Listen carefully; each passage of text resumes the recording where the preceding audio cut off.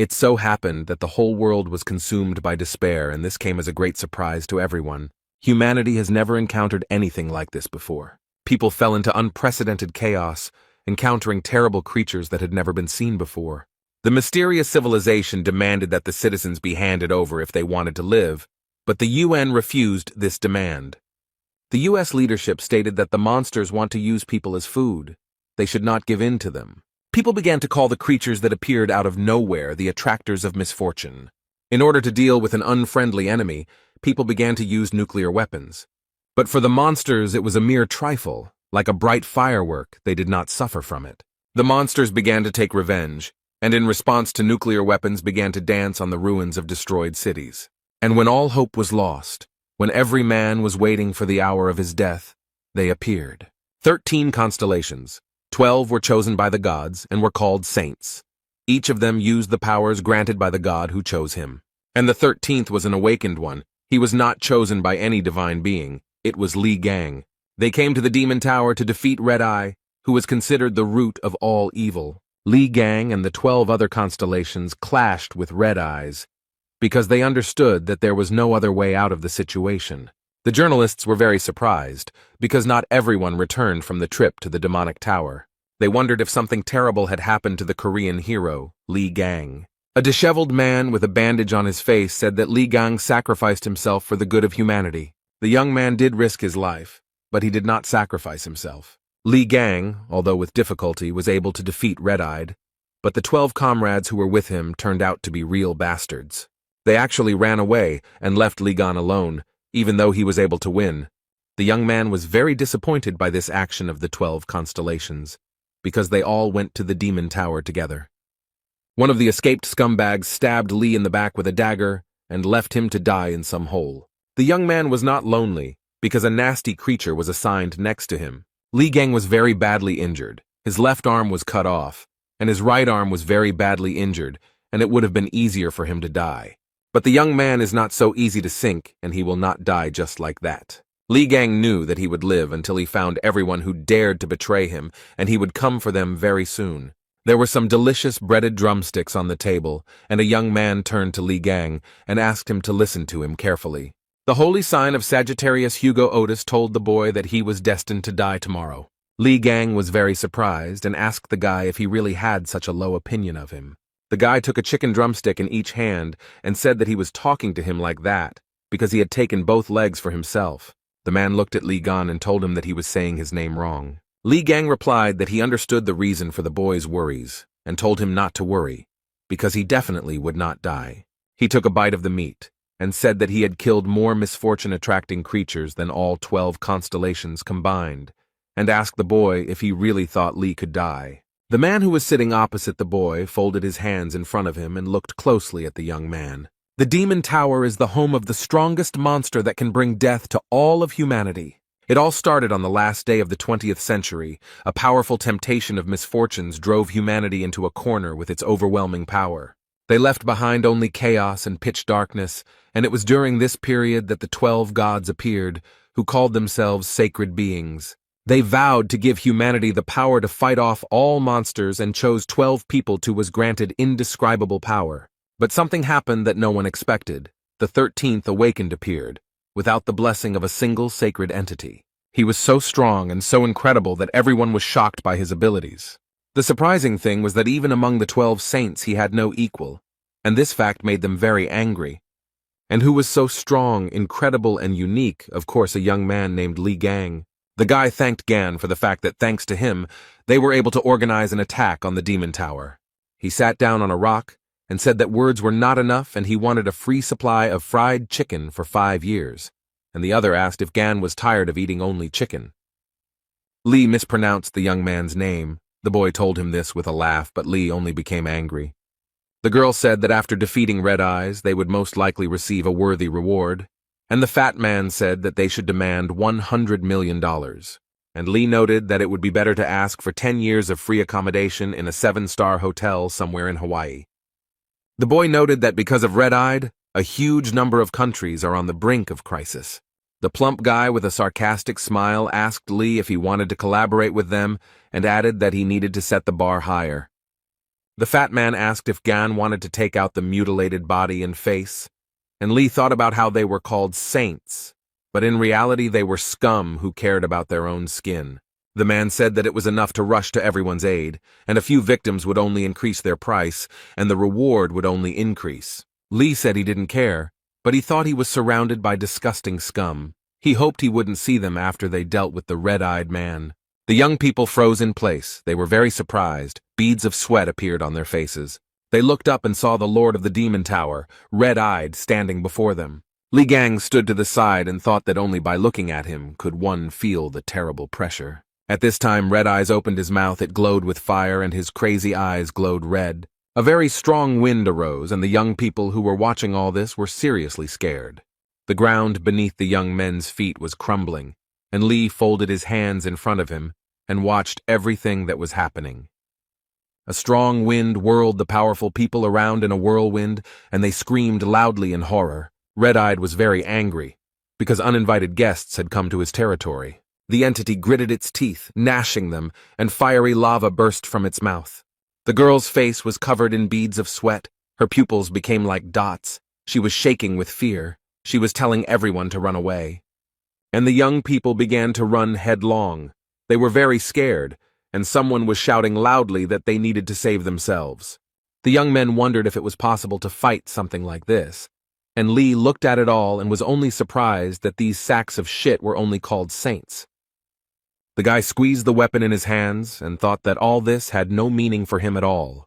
The young man decided that he would be the one to kick Red Eye's ass. Li Gang did not retreat, but fulfilled the promise he made to himself.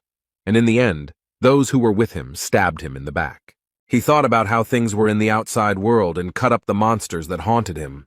Lee found himself in a place that was a special trap, in which more and more hordes of monsters were constantly appearing. But Li Gang could not be taken by something like that, which his traders were counting on.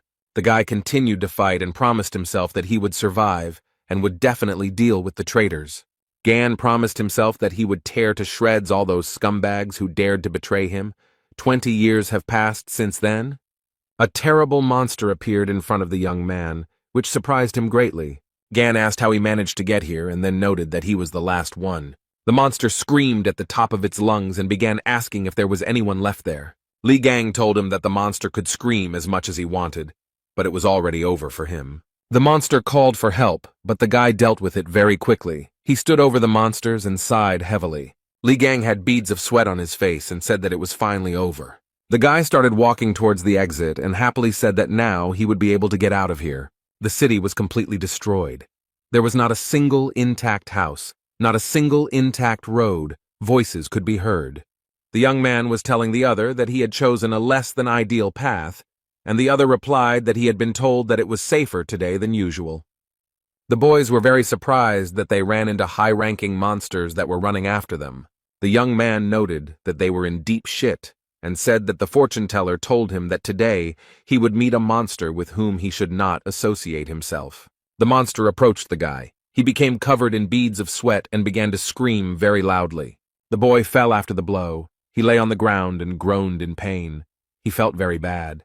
The guys were surrounded by a huge number of monsters and they felt in danger. The young man began to rise and thought that if Li Gang had been able to return from the demonic tower, then the monsters would not have dared to even show up here. And then, as if on cue, the doors of the demonic tower began to open very slowly. The young people looked at everything that was happening with horror. Beads of sweat appeared on their faces. The boys could barely stand on their feet. A strong wind was blowing in their direction, and dirt and sand were flying straight into their faces. Suddenly, a fiery tornado appeared from which smoke and sand were pouring out. It was a terrifying sight. The young people fell to the ground. They were crushed by huge boulders. The guy asked his friend what it was. He didn't have time to answer. The young man was very surprised. He told his friend that someone was coming out of the destroyed tower.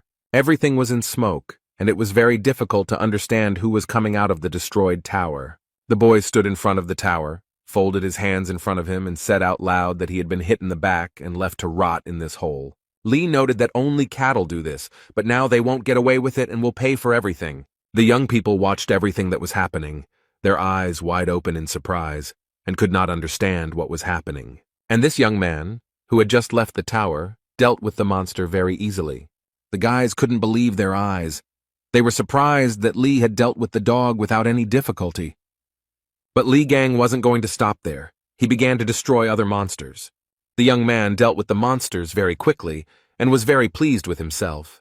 And the guys who were attacked by the monsters watched everything that was happening from the side. A few seconds later, Li Gang was already near the young people and grabbed them by the hair. They screamed in fear and pain. The guys began to ask Li not to attack them. They stuttered from fear, and Gun was very surprised that he met people. He immediately thought that they were monsters. The young man looked around and noted that the work here was finished, and the guys breathed a sigh of joy that they remained alive. One guy told the second that the man came from the tower and that it was a real sensation. The second noted that it was impossible. The man was nearby when it began to collapse. The young people would have continued to quarrel for a long time, but suddenly, completely unexpectedly, it became dark as night. A huge monster suddenly appeared behind Li Gan, its eyes glowing red and saliva dripping from its mouth. The boys were very scared. They were covered in sweat and shouted that it was the leader of the pack. Li Gang, who was not afraid at all, calmly told the young men that they should run away. The leader of the pack began to scream very loudly. Fire burst from his mouth, and the boys clenched their teeth and grabbed their heads with their hands. After a few seconds, but to the guys it seemed like it lasted forever, it was all over.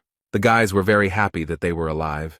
They were very scared and could not come to their senses. They opened their eyes wide. Beads of sweat appeared on their faces. The young men looked ahead. The man who had just recently advised them to run away was standing there as if nothing had happened. Compared to the guys who were holding their heads, the man was, as before, absolutely calm. The young men looked ahead and thought that the stranger had protected them from the monster. The guy with a sly smile on his face told the dog that she was a lousy mongrel. And then, literally a few seconds later, he rose up to deal with the dog. The guy made a fist, beat the monster, and said that it was an obedient little dog. Li Gang didn't put in much effort, and after a while, the dog didn't pose any danger to them. The young people who were watching all this opened their mouths and eyes wide in shock. But the guy just smiled cheerfully. There wasn't a scratch on him, and he didn't look tired. He stood in front of the young people and looked very small against the backdrop of the huge monster. The guy told the boys that he had finished his work, brought his hand to his nose, and thought that it stunk. He said he tried not badly, and then he called the guys. They were very scared. The guy looked closely at the boys and began to say something unintelligible. They were very scared. Beads of sweat appeared on their faces from fear. They asked again what the man was saying. The young man laughed cheerfully and told the boys to buy him a lot of food. The guys looked at the young man. They certainly didn't expect such a turn of events. He was silent for a moment and said that he also needed clothes. The young men looked at the stranger in surprise. And the young people decided to fulfill the guy's request because he saved them, and they took him to a cafe. A few minutes later, he put an empty plate on the table with a loud bang. The young men took the bill that the waitress brought them and opened their eyes and mouths wide. The stranger ate $1,000 worth of food. The guy said the order was small because they said they didn't have much money. The guy told the boys that they themselves said that they could treat him to anything. This was the price for their lives, and ordered another portion of noodles. One of the young men approached the stranger and asked him who he was, a Templar or a bishop, and asked him what he was doing near the tower. The guy took a toothpick out of his mouth and said that he was inside the tower and then came out of it. This surprised the guys, and the stranger also wanted to ask something. The man noted that they looked like ordinary townspeople, but for some reason they emanated a magical aura. One of the guys replied that his partner was a Templar, and noted that the man was most likely also a Templar and had received the blessing of a sacred entity. The stranger took the spoon. He became angry and replied that he would not wag his tail in front of some entity. The young man wanted to add something else, but stopped mid-sentence when he saw his reflection. Beads of sweat appeared on his face in surprise, and his eyes narrowed to become like dots. He got up from the table and started shouting that he needed a mirror, and the waitress frightenedly pointed out where it was hanging. The guy took off his t-shirt, stood in front of a huge mirror, and began to look at himself carefully. He was surprised to note that his body was completely healed. The man even looked into his own mouth and noted that his old wounds were so terrible that they simply could not be healed. He looked at his left hand and finally realized that it was whole and fully functional. The guy began to carefully examine the pattern on his palm and could not understand what it was.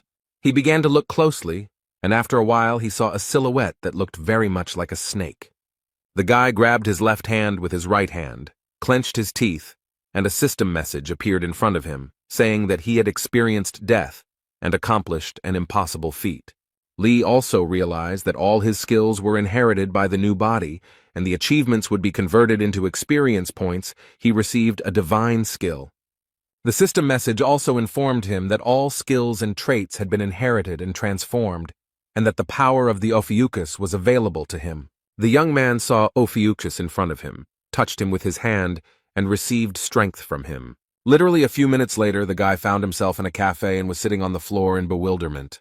The guy's face was covered in sweat from bewilderment, and his pupils became very narrow. The guys approached the stranger. One of them began to touch his hands and asked with fear if everything was okay with him. He asked the boys if they had ever imagined a huge snake, and they looked at the guy in bewilderment. One of the boys said that they hadn't seen anything like that. The man suddenly took off his clothes and ran to the mirror, and then began to scream and squeeze his wrist. The boy said that other people don't see it, and the guys thought that the longer they look at him, the weirder he acts. The guy was very surprised, because he saw in front of him a message that he had become the owner of the constellation Ophiuchus. He stood and saw in front of him a huge number of system messages and read each one carefully. The boy folded his hands in front of him and thought about how his body had changed due to the super regeneration skill. He had never heard of other saints seeing something like this.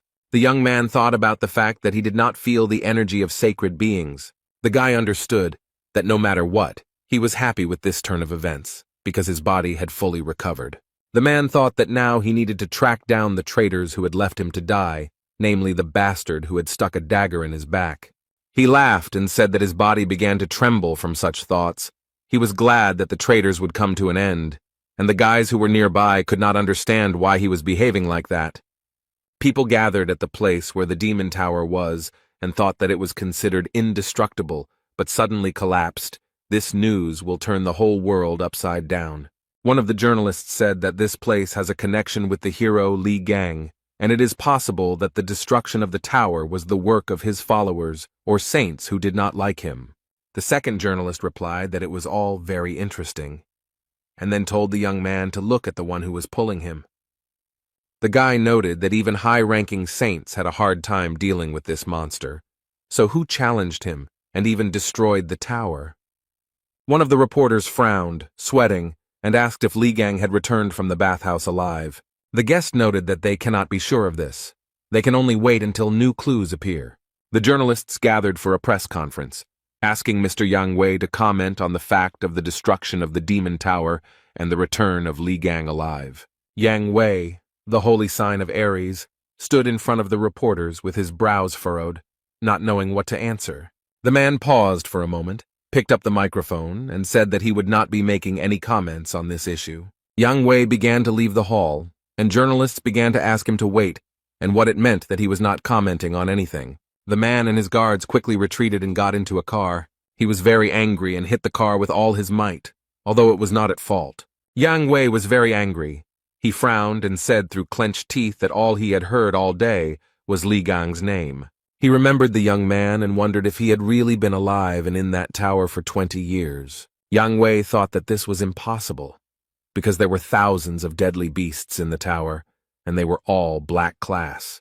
He thought that it was a miracle that they managed to escape from there, having stolen the red-eyed man's throat. There was no way Li could have survived there. Yang Wei smoked his pipe and thought that Gan's body was on the verge of death due to that big guy's deadly attacks, and he didn't even wear armor like all saints. The man frowned again and thought that if by some miracle he had managed to survive and return, then he clenched his teeth even tighter and screamed very loudly that then everything would end.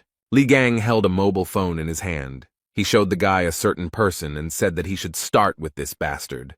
There was a plane at the airport. It arrived. The doors opened and a man started getting out. The guards greeted the young man joyfully. They said that they did not think that they would be able to meet one of the saints, and this was a great honor for them. Mr. Hugo Otis, a Sagittarius, straightened the collar of his shirt and looked around. He approached the guards and asked them where the Prime Minister was, and they replied that he was waiting for them in the office and that transport was ready. Hugo Otis said that it was wonderful and began to walk, and the guards began to bow to him. The guards broke out in beads of sweat, and one told the other that Otis was majestic. The men looked at Hugo Otis and thought that this is what a truly chosen man looks like. And the car set off, the driver taking the young man to the Prime Minister. The man was sitting in the car, looking out the window and thinking about something. He was absolutely calm. Literally a second later, his mood changed, and he thought about the annoying reporters. Otis couldn't believe the stories about Li Gan's return. The young man's mobile phone rang, but the caller's number was hidden. The man gritted his teeth and said that 20 years had passed since those events, but did not answer. He turned off the sound and turned his mobile phone face down. It was not his policy to pick up the phone when someone was calling.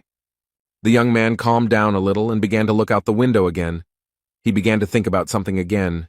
He remembered how he had told Li Gang many years ago that he was destined to die. Then the guy, with a smile on his face, asked if he really had such a low opinion of him. Hugo Otis remembered that when they attacked the Demon Tower, he, at Goon's request, went outside and held back the incoming hordes of monsters. He wanted to believe that his premonition was deceiving him and that Gon would manage to return alive. The boy remembered holding hands and asking other people why Gon wasn't with them. The saints who went inside were with him, abandoned Li Gan, and returned with Red-Eye's head. The whole world soon learned about this event, and the 12 saints were recognized as heroes and gained even greater influence. Hugo Otis could not believe that Gon was dead, so he asked the saints again and again to begin the search. Jean-Louis Morin, the holy sign of the dark cancer, with a sly smile, told Otis that it was enough to talk about Ghana. He noted that Hugo knew perfectly well that there were a huge number of monsters coming out of the Demon Tower, and there was no chance that Li had survived. Morin said that if Otis was so worried about him, he could go and start searching alone. No one would stop him, and noted that in that case, the list of saints would be shortened. The young man, who was very badly wounded, was in great despair. Hugo Otis straightened the collar of his shirt again, frowning at the old memories. He looked at the city streets and thought that although Gan was very strong, he could not cope with the monsters. A lot of time had passed, so he was definitely dead. The man began to remember again and again what Li Gang was like. He pressed his lips tightly. At this point, the driver informed Mr. Hugo that the Prime Minister was calling. He turned to Otis and asked if he could speak, and the man asked what was the matter. The Prime Minister asked if Hugo had heard the news and remarked that it looked like the Demon Tower had been destroyed. The guy grabbed his head, laughed to himself, and thought that this story was haunting him. He looked at his mobile and said that if the Prime Minister intended to ask him to start searching for Gon, he would have to refuse. The man said that Gon died that day and that the tower incident was most likely a setup by his fans. Otis said if the Prime Minister intended to take advantage of the situation and gain more votes, but he interrupted him and said that was not the case. The man said that if the report that had just been given to the South Korean government was true, then a call had been made to that number very recently. This information stunned Hugo, and he asked in surprise what kind of challenge they were talking about. The Prime Minister said the call was made from Li Gang's personal phone number. Hugo Otis started to beat his fists on the driver's seat and shout whether it was all true, and the driver got scared and almost got into an accident.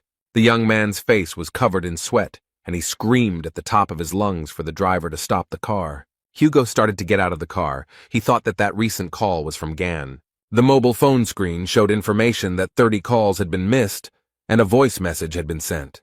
The young man held a mobile phone in his hands. His pupils became narrow, and beads of sweat appeared on his face. Hugo began to dial some number, then put the phone to his ear and listened to the long beeps. After some time, someone answered on the other end of the line.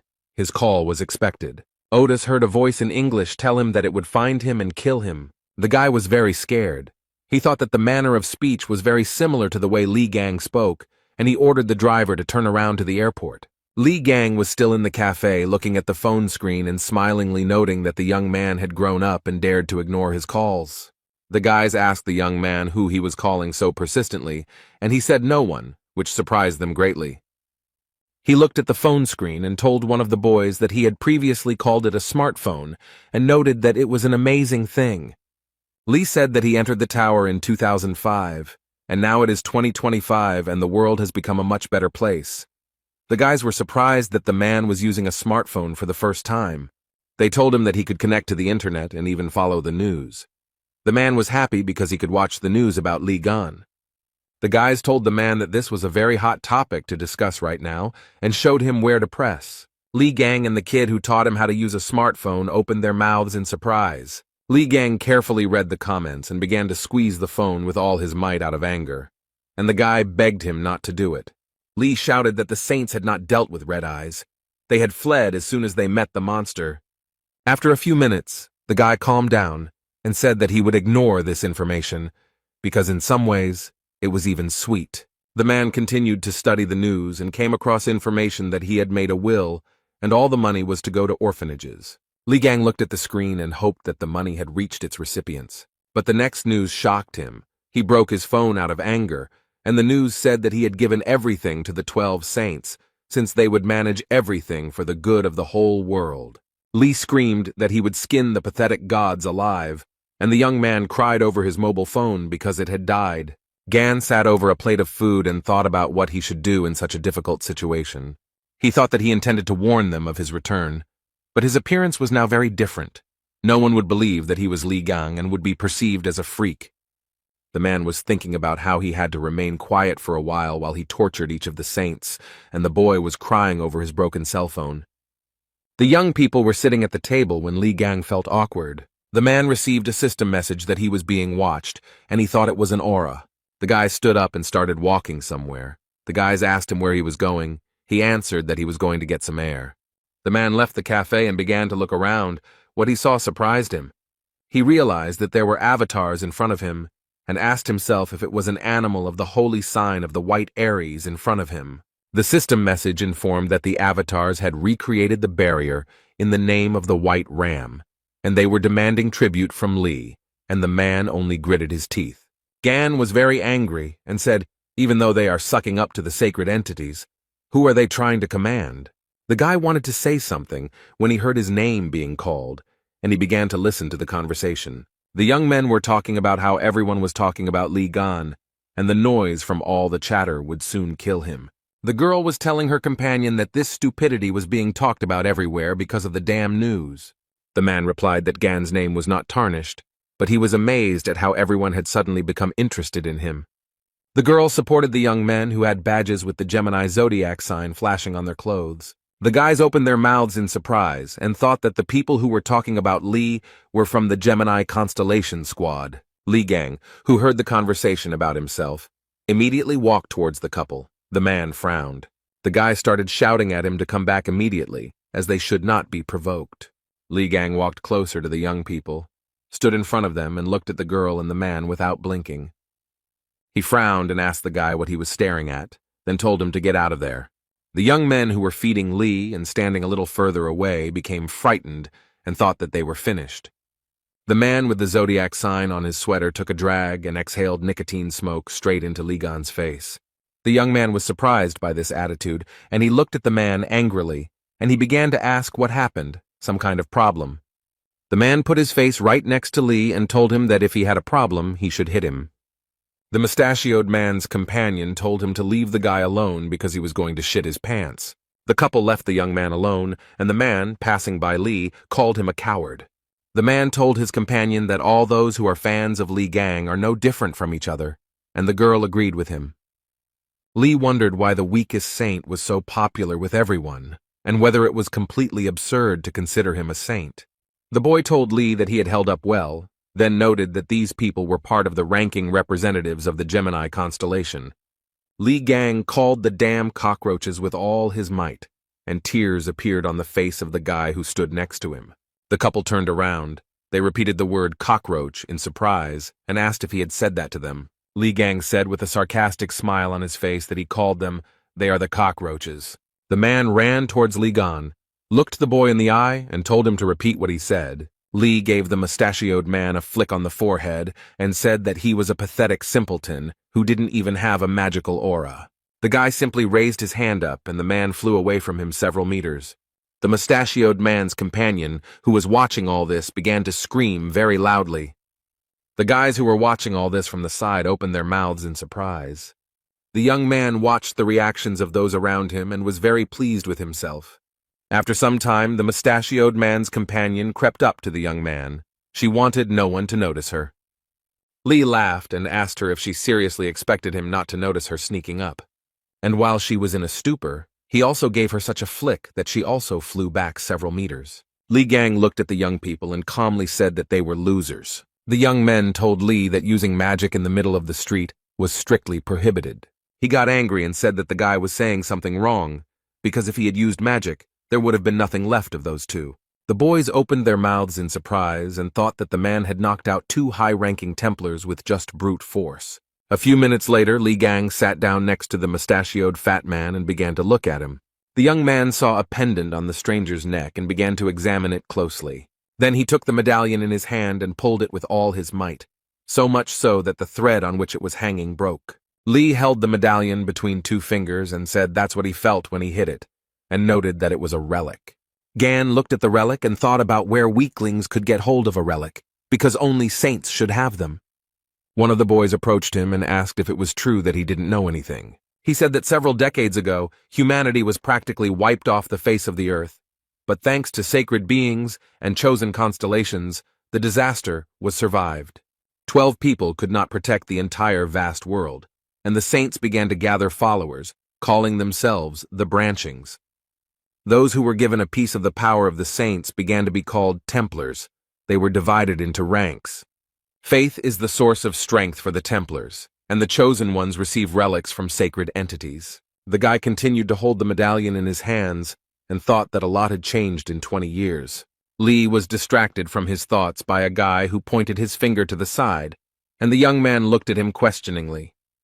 The young man saw before him again the avatars of wealth and greed who were enjoying the current situation. Li read the system message that the avatars demanded that he deal with the attackers.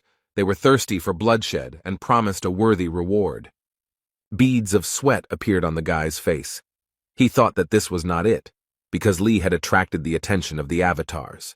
They are like reflections of the sacred beings themselves, and standing in their way is like challenging the gods. The guy started telling Li to hurry up and do as they asked, but he just laughed. Li said that he thought that where the stinking aura of Aries was coming from, it turns out that they intended to fill their bellies. Gan came to the conclusion that in the end, nothing had changed, and he kicked the asphalt with all his might. A very strong wind arose. The young people could hardly stand on their feet.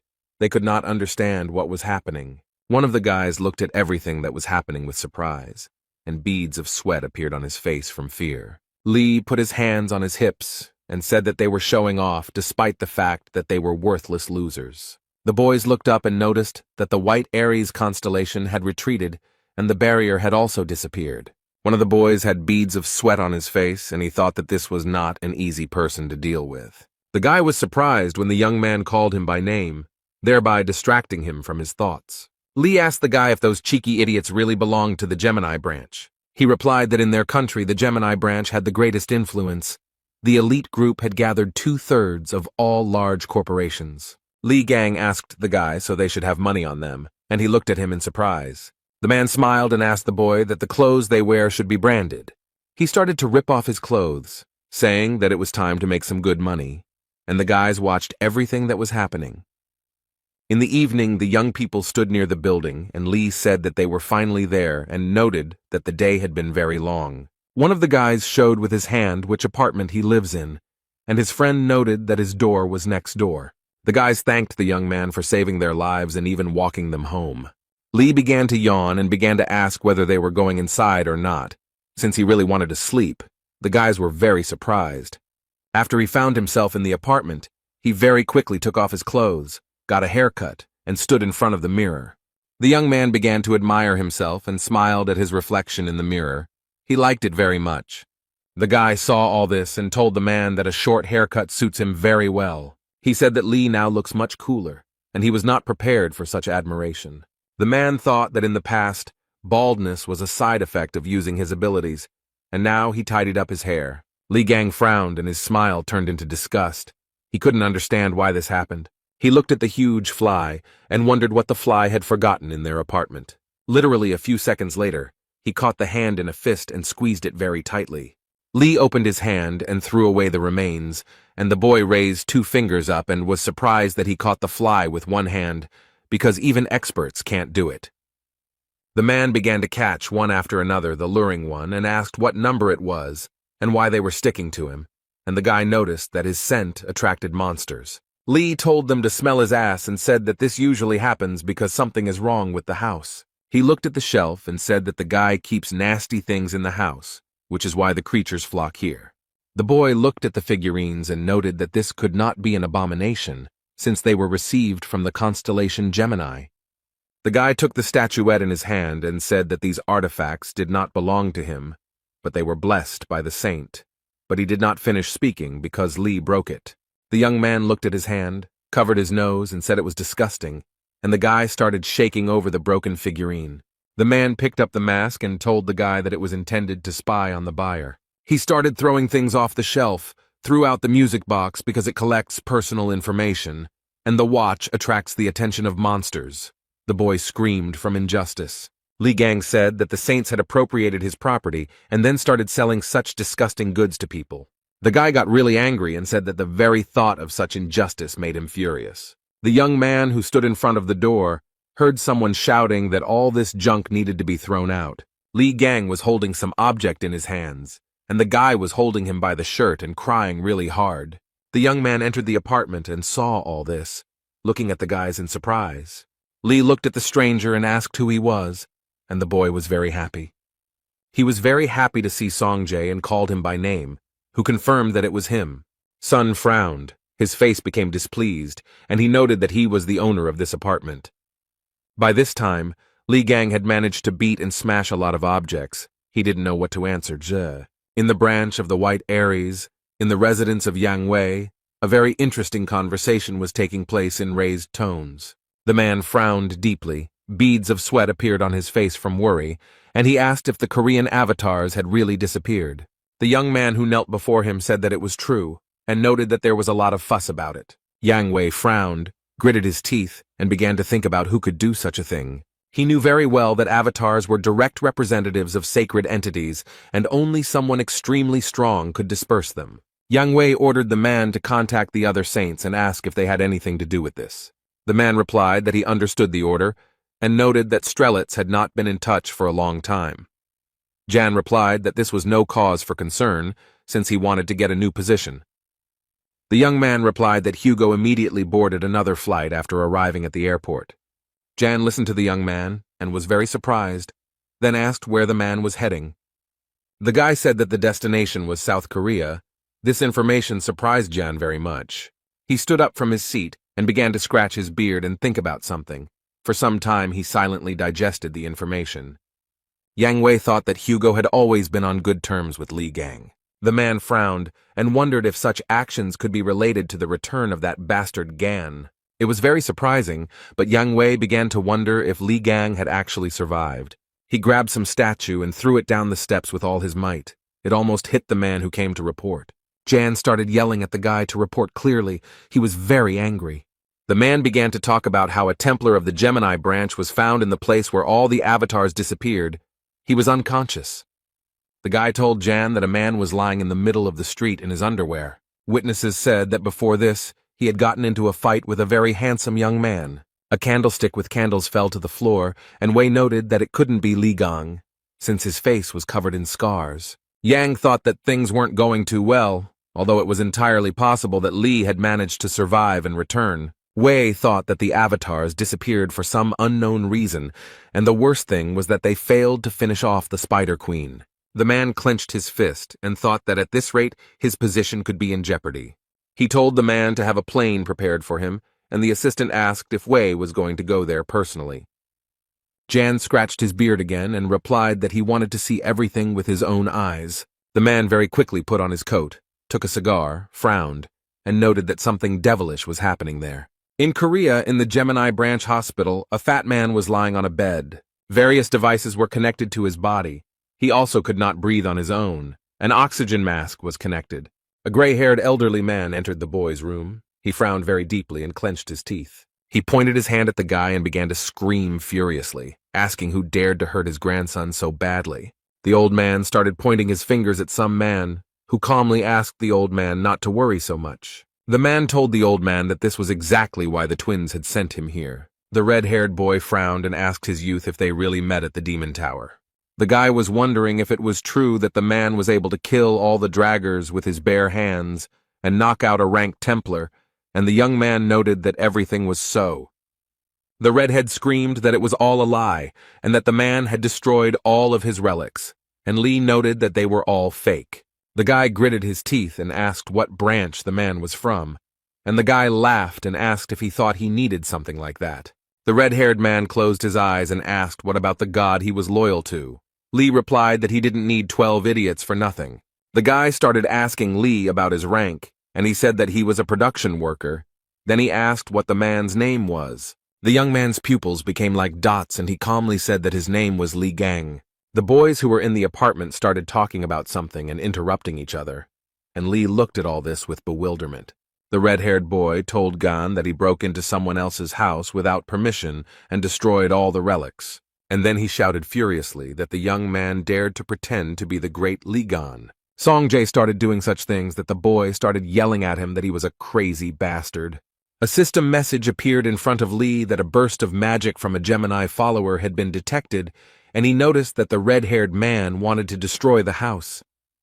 Lee Gang was also able to study the guy's rank and other characteristics using system messages. The young man thought that the guy at such a young age already possessed high-ranking skills, and the genius trait was not given to him for the sake of a sounding point. The boy broke out in sweat and started yelling at the man to run away, as Song was a rank Templar and a crazy fan of Lee Gang. Zay asked Jiming if he was crazy, and then told him to get lost if he didn't want to get killed. The red-haired man was very angry and noticed that by playing with fire so furiously, the boy risked wetting his pants. Li Gan got tired of watching everything that was happening and decided to use force. Sun fell to the floor, and Gan said that at this rate the guy could not only burn down his apartment, but the whole house. The boy asked the young man if Sun had died, as he was very worried, and he replied that everything was fine. Then Li Gang added that everything was probably fine, and the guy burst into tears. He looked at Z and saw that he was shaking, foaming at the mouth, and a huge bump had appeared on his forehead. Lee began to yawn, said that he was going to bed, since he needed to come to his senses, and the guy shook Z and asked him if he was alive. Gan opened the door to the room, and what he saw shocked the young man. Everywhere in the room, on every shelf, there were figurines and statues of Li Gan. There were a lot of them. Lee asked what it was, and the guy said that Sung Jae was an ardent fan of Lee Gang. The red-haired man asked the man to be careful with the figurines, because this collection was dear to him. Gan said that they were really annoying him, and that their heads needed to be twisted off, which he started doing, and Sun started screaming like a madman. Z called the guy a psycho and asked him to stop. He replied that he was Lee Gang, and not a psycho, as Song had called him earlier. The red-haired guy was not prepared for the man to destroy his collection. Snot and tears mixed on his face. On TV, in the news, they said that yesterday, a representative of the Gemini branch was attacked. The identity of the attacker is not established, but he stole personal belongings. Hugh grabbed his head and thought that this was definitely Lee Gan's doing. He was surprised at what he was thinking, and this was the first news he had heard about him. A waitress approached the guy and asked if he was ready to order. The man told Young Wei to shut up this clown show and get out of here. He was very angry. He said with a sly smile on his face that it was all uninteresting, because Hugh had figured him out very quickly. Young Wei began to laugh like a madman, and then said that they had not seen each other for a long time, and he had not been able to contact Hugh for a long time. Yang told the man that upon his hasty arrival in Korea, he most likely came here because of Lee Gang, and told Hugh to tell him everything he knew. The blonde man replied that he hated Ian because he was a pervert who stole bodies from other people. The waitress froze in place. She stared at the man.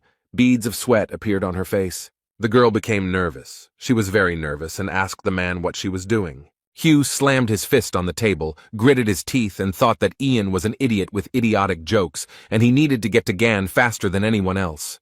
The guys were in a supermarket. The boy asked Sun if it really was Lee Gang, and he replied that the stranger looked completely different.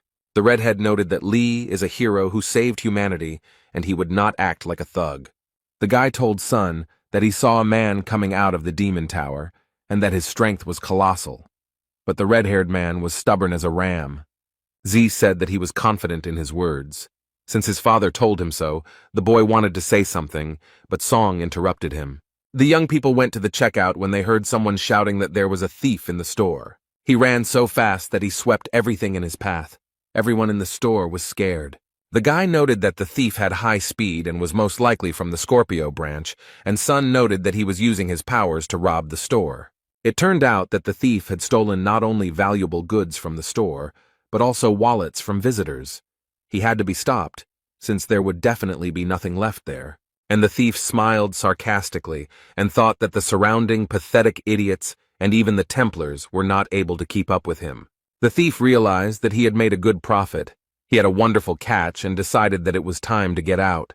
But he didn't succeed. Completely unexpectedly, he was intercepted by some hero. The thief was definitely not prepared for such a turn of events. He was very nervous, and sweat, tears, and saliva were mixed on his face. It was Li Gang who caught the thief, and the guy he was staying with asked what the man was doing there, and he replied that he forgot to tell the guys to buy chicken. The stranger told Gan that he was quite good, because it was quite difficult to catch the Templars of the Scorpio constellation, given their agility. The man told Li that judging by his aura, he was an ordinary follower and advised him to report the incident to the police next time. Gan came closer to the young man, began to examine him, and thought about who he was. The guy wanted to ask the man something, but something distracted him and he began to look around. There were a lot of people in the store. They were all very scared. The thief, who was lying on the floor, realized that an earthquake had started and decided that he needed to get out, because this was his chance. He didn't think about anything else, but like a bullet, he began to run out of the store. Everyone looked at him in surprise. There was a smile on the thief's face. He thought that because of that man he would be caught, but the earthquake played into his hands. But the thief didn't have time to run far. The floor covering in front of him began to come apart, and what he saw shocked the man. The misfortune bringer appeared in front of him.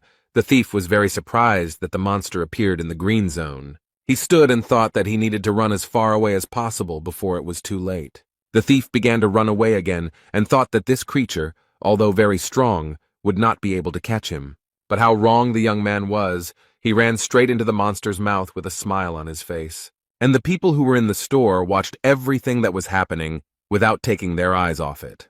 The monster continued to stand in place, looking with interest at the people who had gathered in a crowd. Some onlookers were even filming the monster on their mobile phones, when a message was heard that an emergency had arisen and the building needed to be evacuated. They also announced over the loudspeaker that the Spider Queen was on the territory of the hypermarket and had started attacking people. People ran in all directions, and over the loudspeaker they said that the Spider Queen had appeared on the territory. The little boy did not react to the message in any way. He was lost and crying loudly, and the monster was approaching him. Li Gang hit the monster with all his might just when it opened its mouth a few centimeters away from the child. Gan told the boy that he should be careful. The child had tears in his eyes and was shaking with horror. Li. He extended his hand to the boy and calmly asked him if the baby was scared. The child didn't say anything to the man, but just started running away very quickly. Li looked at all this with bewilderment. The guy coughed into his fist and said that most likely the boy was okay. Li Gang was surprised and asked what the hell this giant was doing here. And then he added with a smile that for the first time in a long time he would be able to have some fun. Yang Wei was driving a car and asked his driver to repeat what he had said. He replied that the misfortune bringers had appeared in the middle of a hypermarket in Pucheng City, and Wei asked the driver to tell him the name of the creature. He said that the monster's name was the Spider Queen, and this information made Jan very angry. Wei thought about how they had failed during the last raid, and he had barely managed to put the seal on it while she had managed to escape. He clenched his fist and thought about how he wouldn't be able to hold back the red-class monster on his own. After the appearance of the attractors, people began to divide locations into 6 classes according to the level of danger. The blue zone is a blessed abode. The green zone was also considered safe, and there was no need to be afraid of anyone there. But in the yellow zone, it was necessary to be on guard, as it belonged to the category of light danger. The orange zone was best avoided because it already posed a major threat to life. The red zone included locations that were simply teeming with deadly monsters. But in the black zone, life is completely impossible. There are a huge number of monsters there.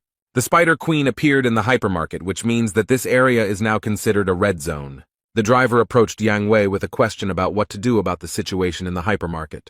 The man thought about something for a few minutes, and then replied that they needed to seal everything. Jan clenched his fist and thought that no one should know about the incident because their failure on the last raid was to blame for everything.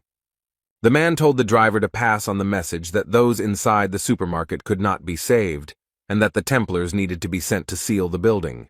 Meanwhile, the number of insects in the supermarket increased. They crawled around the premises in search of food. The man tried to shield himself from the monsters with his hands, his brows furrowed in confusion. He began to use his powers, his face twisted in pain, and he began to call the insects names. A few minutes later, he used a special skill and froze the insects, rendering them immobile. Beads of sweat appeared on the young man's face, and he began to say something with a smile. But the insects were not frozen and immobilized for very long. They quickly overcame the ice freeze. The man's joy quickly turned to anger. He couldn't understand how the monsters were able to destroy his spell so quickly. A few minutes later, Li Gang appeared in front of him and told the man to step aside. The guy, with beads of sweat appearing on his face, wondered when the guy had managed to get to this place so quickly. Li began throwing the cans aside and said that the parasites were so hungry that they decided to feast on people. The young man began throwing tin cans of drink at the insects and said that it would be better for them to eat them. The monsters didn't like all this. They opened their mouths, hissed, roared, and sprayed saliva in all directions. But Li Gang didn't think for very long. He took out a knife, and with the words, "Who is the monster opening its mouth at?" dealt with the big monster. The man was very belligerent. He gritted his teeth and said that the pathetic mobs should know their place.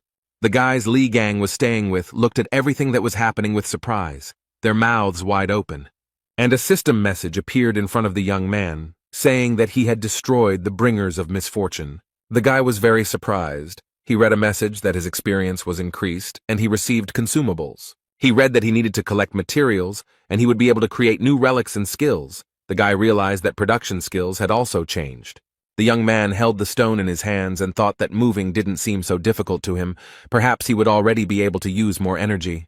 The guy who tried to freeze the monsters looked at Li in surprise, because he easily destroyed them. Gan approached the guys, who opened their mouths in surprise. They couldn't understand when the man had managed to deal with the monsters. The blond, short-haired boy looked at Li and wondered where he came from. Beads of sweat appeared on the man's face. He frowned and realized that he had not heard the question. Li Gang looked at him and called the stranger an uninitiated minister of the church. The man began to shout that he knew something was fishy there and noted that Li was the same man who had attacked their followers. Li Gang immediately understood that the young man was talking about that man and woman, and so he smiled slightly. The guy's mood changed literally in a second, and he punched the stranger in the face. He fell to the floor, clutching his face with his hand, and Li asked how he knew that, and then added that he knew too much. The man folded his hands into fists. Beads of sweat appeared on his face and asked how he could not recognize him. And then he added that Li had put on the clothes and badge of a beaten man. The man said that the badge was a relic that was only given to the Templars of the Gemini branch. He yelled that the secret of Li's strength was that he carried a badge, and Gan looked at the badge in surprise and asked why he had that thing on him. The man looked at the badge. His pupils became like dots and said that it was an abomination. The gray-haired man began to scream very loudly. His face was covered in beads of sweat. He called Li all sorts of names. Chan said that this relic was good enough as a declaration, and that the guys had most likely been cheated big time, adding that those bastards hadn't changed a bit in 20 years. He wanted to say something else, but a monster to the side began to scream very loudly. Li Gang stood there, his face completely devoid of any emotion. He was calm. The guys were very scared. Beads of sweat appeared on their faces. They were shaking with fear. The Spider Queen was very angry. She followed the people, and they ran away from her in different directions. The gray-haired man turned his head to the side and stuttered that the Spider Queen was coming towards them. Li Gang looked in her direction and realized that he needed to act quickly. Everyone was running away from the Spider Queen, but the guy flew straight to her and even called her a spider. The young man began to hit the monster with his fists and shouted with hatred for it to get out of here. The Spider Queen didn't like the guy's familiarity at all, and she began to destroy everything in her path. People looked at everything that was happening with horror. They were all very scared. The guys Li Gang lived with opened their mouths in surprise. Beads of sweat appeared on their faces. The gray-haired man also looked at everything that was happening with horror. He frowned. The guy thought about the fact that Li rushed at the monster without any relic on him. Those present in the supermarket heard a message telling the Gemini branch Templars to be careful. The boys immediately realized that it was the voice of the Gemini branch bishop's son Hek. One of the boys thought about telepathy. The man said it was Sun Hyuk, and he called out to Sun Jae and Sun Jun to leave the building immediately. The bishop stated that the people from the Aries branch intend to completely seal the building. The man said that Yang Wei himself was heading here, and that he couldn't be stopped, and that even a saint couldn't handle the Spider Queen. That's why they decided to get rid of the place completely, because the saints would have problems if people found out about their failure. The white-haired man asked Song Jun if he had a teleportation skill. He told the guy to take Song Jae and get out of there. The boys were very upset by the fact that only the two of them could be saved. There was panic in the supermarket. People were very worried. Others were helping the weaker ones. The insects were crawling out of every crack. They were very angry and had no intention of retreating anywhere. But Li Gang did not stand still. He gradually approached the Spider Queen. He was not afraid of her at all. The gray-haired man watched everything that was happening with a frown. Beads of sweat appeared on his face, and he was shaking with fear. The bishop began to answer the guy's question about whether the two of them should teleport, and the man asked if there were any problems. The gray-haired man said with a smile on his face that they had no problems. The red-haired guy shouted that the man was carrying it, because there was clearly not enough help from outside, and didn't he understand how badly they were stuck. The guy shouted at the man, asking if he was suggesting leaving all these people here to die, but he reacted to the crit very calmly. He calmly told the guy to think for himself about the fact that the Spider Queen could appear in the middle of the city. What would people think then? The red-haired boy was surprised, and the man said that the townspeople would reproach the branches of the constellations. Their faith would weaken, and their strength would waver. Then he added that he could take one person with him. Song Jae would go with him. He was ordered to get him out of here. The red-haired man shouted that his friend was here and he couldn't leave him, and that there were still a lot of people in the supermarket who hadn't managed to evacuate. The man gritted his teeth and replied that the guy was an idiot and now was not the time for whims. He said he had no desire to die here because of an incompetent person like him. The man replied that he could not go against the orders of his elders, so he would finish off all the extra cargo so that the guy would have no choice. The red-haired guy clenched his fists and started yelling at the man that he was a crazy bastard. And he began to laugh. He asked Song Jae if he was going to fight him. He noted that they were on completely different levels. The man told Sun to check his conscience and make a reasonable decision. The man wanted to say something else to the young man, but he stopped mid-word. Song Jae didn't think for long, but used his strength and the man flew to the side. Li Gang ran into the hypermarket and asked in surprise why the guys were still there. The boy noted that it was very dangerous to be in the hypermarket, so he should move his buns. The guys were very happy to see the young man, and the red-haired one noted that the attractors had blocked the exit and they couldn't get out of here. The dream said that they have two ways out of here. The first is to take the teleport to the gray-haired man. The second way out is much more difficult and consists of destroying all these creatures. The guy said that there were a lot of wounded people in the hypermarket and they needed help. And then he added that the people from the Aries branch decided to seal the entire building, thereby not giving anyone a chance. Li Gang frowned and said that this was indeed a huge problem, but the gray-haired man only wheezed. A few minutes later, he stood up and began cursing Li with all his might and calling him to come to him. Gan calmly said that it seemed to him that the man had chickened out and had already run away with his heels flashing, and the gray-haired man yelled at him to shut his mouth. He looked at his mobile phone and said angrily that he would see if they could get out of here alive, and he would be able to escape alone. The gray-haired man frowned. Beads of sweat ran down his face. He was thinking about something. He didn't notice how the Spider Queen approached him and entangled him in her webs. After a few seconds, the gray-haired man realized what was happening and began to panic. He was definitely not prepared for such a development of events. But the Spider Queen did not stand on ceremony for very long. She lifted the man up in order to profit from him. The boys opened their mouths in surprise. Their pupils narrowed very much, and beads of sweat appeared on their faces. They were brought out of their stupor by Li's voice. He told the boys to take care of the wounded, and he would sort everything out.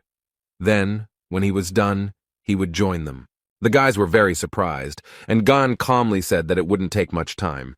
Yang Wei arrived at the hypermarket and immediately asked about the situation. He was told that the building was already practically sealed and cordoned off. Jan said that given the fact that the work had begun before his arrival, everything was progressing very slowly. The guys began to wonder why the defense wasn't holding as it should.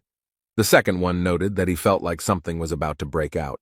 A group of people standing near the supermarket began to cough very heavily because smoke was coming from the building.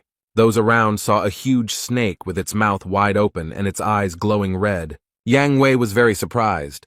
He frowned and seemed completely unprepared to see the snake. People started running out of the hypermarket. They were screaming to be saved and that there were people in the middle of the building. They started telling stories about some guy in a hypermarket who was fighting monsters alone. Yang Wei, who stood to the side, thought that people were talking nonsense because no one would fight monsters alone, especially since he was also not able to do it. He told the security that he would see it all with his own eyes. The security got nervous, and the guys told Jan that it could be very dangerous. Wei said he didn't care, then added that everyone should be ready and went inside the hypermarket. The man walked into the middle of the building and what he saw shocked him. In front of him was the Spider Queen. A few seconds later, he realized that she was killed and wondered who could have done this. Jan walked around the hypermarket and thought about the fact that there were traces of a real massacre in the premises. He was wondering what the hell had happened here. Wei thought that someone was specifically hunting the Spider Queen, and then said that he got rid of his headache because he already had enough problems. The man stopped. Beads of sweat appeared on his face. He began to understand that he felt a familiar energy. Jan went out onto the balcony and began to look down. He was interested in what was going on there. Wei saw Hugo Otis and was curious about what the young man was doing there. Ian began to think that this could be Hugo's doing. He thought that it made sense. Wei frowned deeply, clenched his teeth, and thought about how Otis missed him. Then the man was distracted by a question. Someone from behind asked Jan what was wrong, the pig, and he got really scared. Lee asked Wei if everything was okay, and then noted that they hadn't seen each other for a long time. And what happened to his expression? Jan was covered in beads of sweat and began to scream like crazy. He was gasping for air and choking.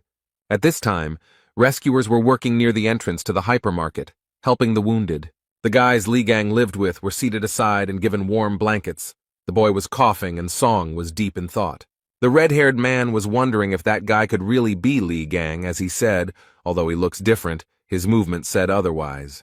Then the young man was distracted from his thoughts by someone's voice. It was very familiar. Someone was calling the guy by name. It was Hugo Otis. He asked Song Jae what he was doing near the hypermarket. Sun asked the man why he had returned. The boy was surprised to see the holy sign of Sagittarius, and Hugo got angry, since this is not the way to greet one's own father. The dark-haired guy started laughing, and Song gritted his teeth and became very angry. Hugo noted that his son was unharmed, and noted that a little medical attention would quickly get him back in action. He told his son that he had been informed that the monsters inside the building had been destroyed, and asked if he had seen who had done it. Sun said something inarticulate, and Otis smiled and wondered who his son was like. The guy asked Sun if everything would be okay with Li Gang. Hugo, who heard the conversation, was very surprised. He ran up to the boy, grabbed him by the shoulders, and started shaking him, while Sun watched everything that was happening in surprise. Otis shouted what name the boy had called, began to ask where Lee was now and whether he knew him. The child was very scared. The boy asked if by mentioning the name Theksu he meant St. Hugo Otis. Then the guy said that the young man was in the supermarket, and he managed to defeat the Spider Queen, and he also introduced himself as Li Gang. The man listened to the boy very carefully. He continued to hold him by the shoulders and asked him to describe everything in more detail. Suddenly, a loud explosion was heard from the hypermarket, and people began to look in its direction. The explosion destroyed part of the hypermarket, and someone's laughter could be heard from the side. Yang Wei was making his way somewhere. He was covered in dust and dirt. There was sweat on his face, and he was trying to catch his breath. Li Gang appeared in front of the man and calmly said that this was all too much. Li told Yan that they hadn't seen each other for 20 years, and the first thing he did was just pick him up and attack him. Jan was sweating profusely and began asking how Gan had managed to stay alive and was surprised at his own question. Wei thought that the guy looked very much like Li Gang, but he didn't have a scar on his face. His voice seemed familiar, but different from before. Yang also thought that Li looked too young, and called the man names and said that he was imitating Gan, adding that he was momentarily worried. Wei looked at the young man in surprise and could not understand who was imitating whom. Jan started yelling that the guy dared to deceive him, such a great man, and said that he would pay for it with his life. Li punched Wei in the stomach and asked him what he was talking about. adding that he had always made money by deceiving others. Gan was so angry that he used his abilities, and Yang flew back several meters. A few seconds later, Wei fell onto the construction debris and began to groan in pain, and Gan looked at him calmly. Li said that each of them needed to be taught a lesson, and then asked how he had lived while he was imprisoned in the demon tower. The guy continued. He said that they had appropriated his relics and wealth and even forged his will. Yan wanted to say something, but Li, with a smile on his face, told him not to worry and noted that in any case he was going to finish them all off. Gan said that it was worth starting with the treasury and then destroying Yan's house, its branches and relics and everything else. Yang Wei, who had been listening very carefully to his opponent, screamed very loudly in horror. He gritted his teeth and thought that this definitely couldn't be happening. The man was very surprised. Yan understood that the manner of speech and behavior were definitely Li's, and the guy was definitely not bluffing, but he couldn't even recognize all his movements. Wei began to understand that it was indeed Li Gang in front of him, but how did he manage to survive and return from the demon tower? Yan thought this was nonsense and said that if it was really Li Gang in front of him, then he had to prove it. The boy looked at Yan, who had risen up and was reading the message that the sacred essence of the Aries constellation, the Jade Emperor, had revealed itself. Li laughed and said that even the sacred entity had graced him with its attention. Yang Wei was not going to leave things as they were. He began to use his special skills. Literally within a few seconds, the young man's entire body was wrapped in chains, and Wei, with a sly smile on his face, asked Li if he still considered them weaklings. He said that he didn't know how Gan survived in that tower, and began to use the sovereign skill and heavenly weapon. Li Gang watched all this calmly, and then calmly said that he was impressed by the Emperor's strength. Yang Wei gritted his teeth and angrily told the guy to quickly shut his mouth. He began to send a huge number of swords towards Li Gan, and said that it was time for him to die. In just a few minutes, the young man was completely covered in swords. Yang Wei looked at the huge mountain with his brows furrowed, and thought that he had succeeded. He started walking towards the mountain with swords, and said that it was amazing that Li was able to get out of the tower, but his self-confidence had not gone away. Jan said that challenging someone who had gained experience all these years through his followers was at the very least reckless. Wei began to smile sarcastically, and asked if it was true that Gan thought that they had been standing still for all these 20 years.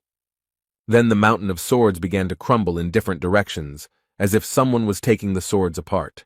Yang Wei was very scared. Beads of sweat appeared on his face. His pupils narrowed very much, and he thought that this could not be. Li finally got out of the difficult trap and punched Yan right in the face with all his might. He flew several meters and fell onto some debris from building materials. Yang was shaking with fear and thought about how Li got out of there alive and asked if it was true that it was Li Gang in front of him.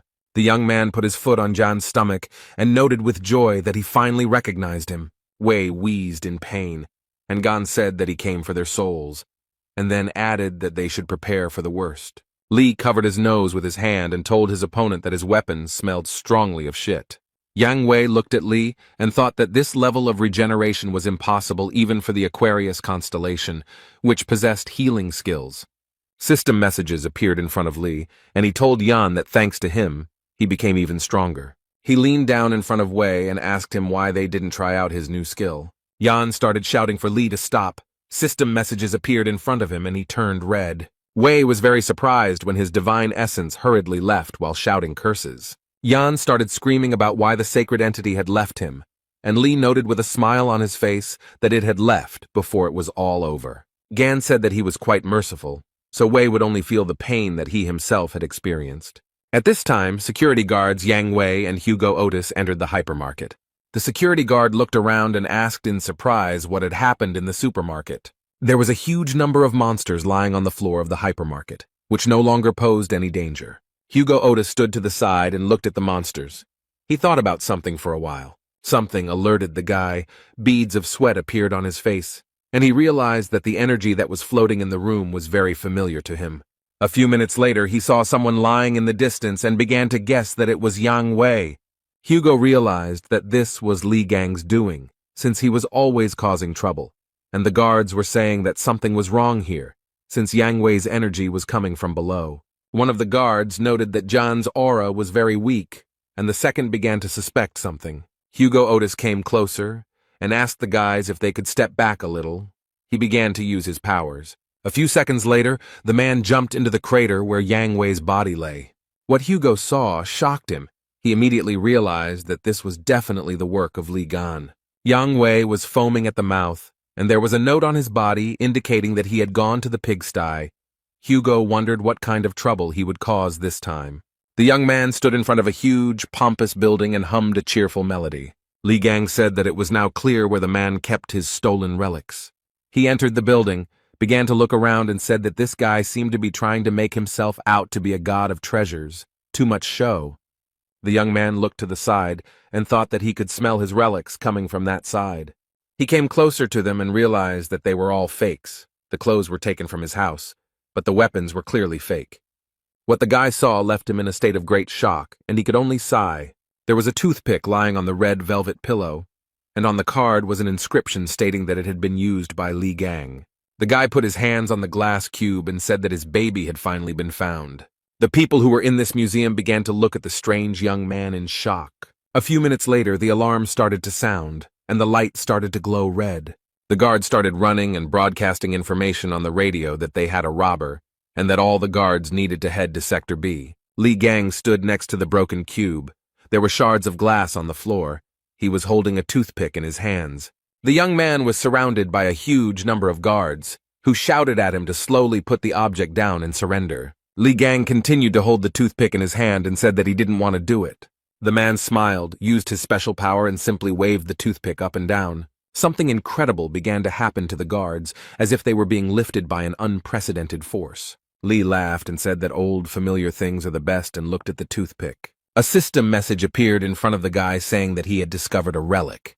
From the system message, the guy learned that the toothpick had turned into a lump of slime and he could give it his trait. The lump smiled, and the guy, also smiling, asked him if they should go to the exit. The guy took a few steps and saw the doors. A system message appeared in front of him that he felt a strong aura of the relic of the constellation Aries. Li Gan's eyes lit up and he said that he felt a bit sorry to leave here empty-handed. The young man put his hand on the door handle and said that it was an exciting moment to receive the award. Hugo Otis was very scared. There were beads of sweat on his face. He asked if he was accidentally late. People started running out of the building, shouting something unintelligible, and Hugo watched everything that was happening. People were shouting that there were explosions all over the building and that everyone should run away, and the man folded his fists and started saying something to Gan. Li, dragging a huge bag behind him, patted his stomach and said that he was a bit hungry. Hugo Otis wrinkled his forehead. Beads of sweat appeared on his face, and he called out to Li Gan very loudly. He was very surprised, as he was not prepared to see Thexu here, as he called Hugo. The man started running towards the building with tears in his eyes, shouting that he was a bastard. Li Gang just laughed loudly and said that he did everything for the sake of old friendship. Hugo grabbed the guy who came out of the building with Li and told him that if he was alive, then he should have found him, but he was doing God knows what. The man asked if everything was okay with his leg and noticed that there was no aura coming from him, and asked where he had been all this time. And Li looked at this with surprise. He kicked Hugo in the face and asked how he could not recognize a face and called the man names. Otis sat on the ground, and Li asked the man if he wanted to die and wondered how he dared to confuse him with anyone else. The man held his face and looked in surprise at the young man standing in front of him. Hugo saw a clot of mucus on the boy's shoulder and asked if it was all true. Li began to laugh heartily and said that Taixu needed another beating. The man very quickly got up from the ground and threw himself on the guy's neck, but Gan didn't like all this very much. Otis was crying and began to ask Li if he was alive. He was wondering if it was really Gan in front of him. He hung in the young man's arms and sobbed bitterly, his face turned blue, all of which Li did not like very much. The guy threw him off and asked how he dared to rush at him so suddenly, adding that it was disgusting. Hugo replied that it was indeed Li in front of him, and a system message appeared in front of Gan, stating that the essence of the Sagittarius constellation had manifested itself. The guy looked at the essence of the Sagittarius constellation in surprise. Beads of sweat appeared on his face. Hugo was scared. He frowned and didn't understand what was happening, but Li was calm. The men looked at the essence of the Sagittarius constellation and thought about why it appeared. Li began to think about what had happened when a message appeared in front of him that the sacred entity Apollo was doubting the truth of Gan's survival. There was also a message that Apollo was offering to verify this. Otis asked how to do this. Gan read that Apollo was aiming his arrow at Li Gan and would say that everything would become clear when he shot him. The guy wanted to get rid of the god. Li was surprised that the entity, upon meeting a person, immediately pointed a weapon at him, and Hugo calmed him down, saying that everything was fine, and Apollo did not want to offend him. Gan clarified that everything was indeed fine, and then said that they should continue where they started. The man immediately remembered the phrase about Li saying that he would finish him off, and then adding that they would see each other soon. Li said that when he returned from the Demon Tower to find his house sold, his property stolen, and his relics gone, Hugo began to stutter. Gan made a fist and told the man to let him hit him just once. Without receiving an answer, Li hit Hugo, who, with a smile on his face and tears in his eyes, said that it was definitely gone in front of him, but he himself thought that he had hit him very hard. Security guards began to emerge from the building, shouting that the offender needed to be found and captured, and that he had to return the relics. Li remembered being followed and the man asking him if he had stolen something. The young man pointed to the bag and calmly said that he hadn't taken anything special, just a couple of trinkets. Hugo was very surprised and asked Li if he had stolen the relics from Yang Wei's storage, and he agreed. The man grabbed the guy by the lapels and said that there was nothing cool about it, and Li just laughed cheerfully. One of the guards told the man that they needed to catch the thief right away, but he replied that he was beyond their reach. And then he noticed that the rascal definitely couldn't handle him, even though everyone thought he was quite strong. The guard was very surprised. Suddenly a very strong wind arose, which began to swirl the green leaves. Hugo was very surprised. At this time, a huge, muscular beast began to jump from the roof of the building. All this happened in complete silence. The head of the guard bowed his head, frowned. Beads of sweat appeared on his face, and he said that he was here. The avatar of the constellation Aries, the beast of abundance, whose name is Pishu, landed on the earth. The men looked at the huge beast, and Li Gang read the system message. It warned that Pishu could steal money and relics. Li Gang looked at the beast calmly, and Hugo Otis was very scared. He said that it was very bad that the avatar of Aries appeared. The man asked Li to leave everything and run away, but Gan told him to just stand and watch. A sly smile appeared on the young man's face, and he said that he had a plan. Li Gang ordered the slime to give him a knife, and he began to carry out the order. A few seconds later, a cold weapon appeared in the slime's mouth, and the guy reached for it. The young man took the knife in his hand and began to wave it. He was calm and collected. Then Li raised the knife up and thought that it wouldn't be suitable for fighting the avatar in this state. But the guy had an original plan. His eyes were shining, and he told the avatar to show his true form. A very strong wind blew. Hugo began to cover his face with his hand and thought about what kind of force this was. Everything around began to collapse and crumble, and day very quickly turned to night. Li said that it was much better this way, and instead of a knife, he had a huge sword in his hands. A message appeared in front of Gan that the awakened relic was imbued with the aura of Ophiuchus, and it had acquired more deadly characteristics. The guy got acquainted with the messages and was very happy that he had acquired a new skill. Li Gang smiled. His eyes were burning with fire, and he made the decision to use the power of the 13th. The guy looked at the beast and thought that now he could easily see all its weak points. Li Gang raised his weapon and said that it was time to warm up a bit. Hugo told the boy that rushing at the enemy without thinking is Li's tactic. The man noted that Gan always overcomes obstacles despite his recklessness. The man looked at the boy. There was a smile on his face. He mentally told him that he congratulated him on his return. The beast also did not stand aside and did not cool down. He was very angry and hit the asphalt with his paw. So where was Gan? Hugo Otis was so scared that beads of sweat appeared on his face. He called out loudly for Li. Aries' avatar looked at the man in surprise, and Hugo, out of nowhere, heard the guy's voice, most likely from the animal's belly. Li is under the beast, began to come out and said that there was a very strong stench there. He almost died from the smell of pork. The young man's eyes were shining with anger. There was a sly smile on his face, and he said that now it was his turn. The animal's eyes were burning with anger. It clenched its teeth very tightly, since it could not break away from the guy. Li Gang didn't wait long. He immediately got down to business. The guy wielded a huge sword like a feather, and the wounded animal screamed as if in frenzy from pain, saliva spraying from its mouth in all directions. A system message appeared in front of the young man, informing him that the beast was using its skill. The beast opened its mouth wide and screamed, and Lee read in the message that Pishu was absorbing all the valuables that came within range. Lee squeezed his sword even tighter and said that the beast should have behaved quietly, but now it would not escape punishment. Gan raised his weapon very high and read the system message that the Ophiuchus trait had been activated. Lee's eyes lit up. He smiled and said that one slight paresis should be enough. And the young man hit the asphalt with all his might, and pieces of asphalt, dust, and dirt flew in all directions. Pishu also got caught in the crossfire. He screamed like a madman, opened his mouth very wide, from which sharp, white teeth were visible. A very strong wind arose, which lifted the boulders like feathers, and the guards who were standing nearby screamed in horror. Hugo Otis also screamed very loudly. He was surprised, and from fear beads of sweat appeared on his face. Li Gang frowned. He smiled a sarcastic smile and was satisfied with the effect he wanted to achieve. Hugo brought his hand to his face to wipe away the beads of sweat, and thought that the guy really did have power. The man looked at the boy and thought about how powerful he had been in his prime. System messages appeared in front of the guy, and he read that he had defeated the Avatar, and his experience of the sacred throne had increased.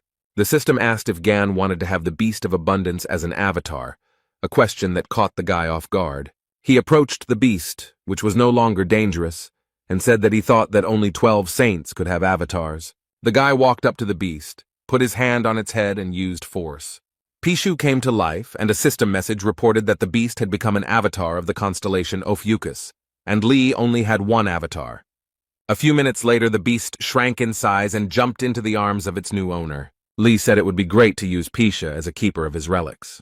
Gan tossed the beast and caught it, and Hugo watched and said with surprise that Lee had appropriated an avatar from another branch.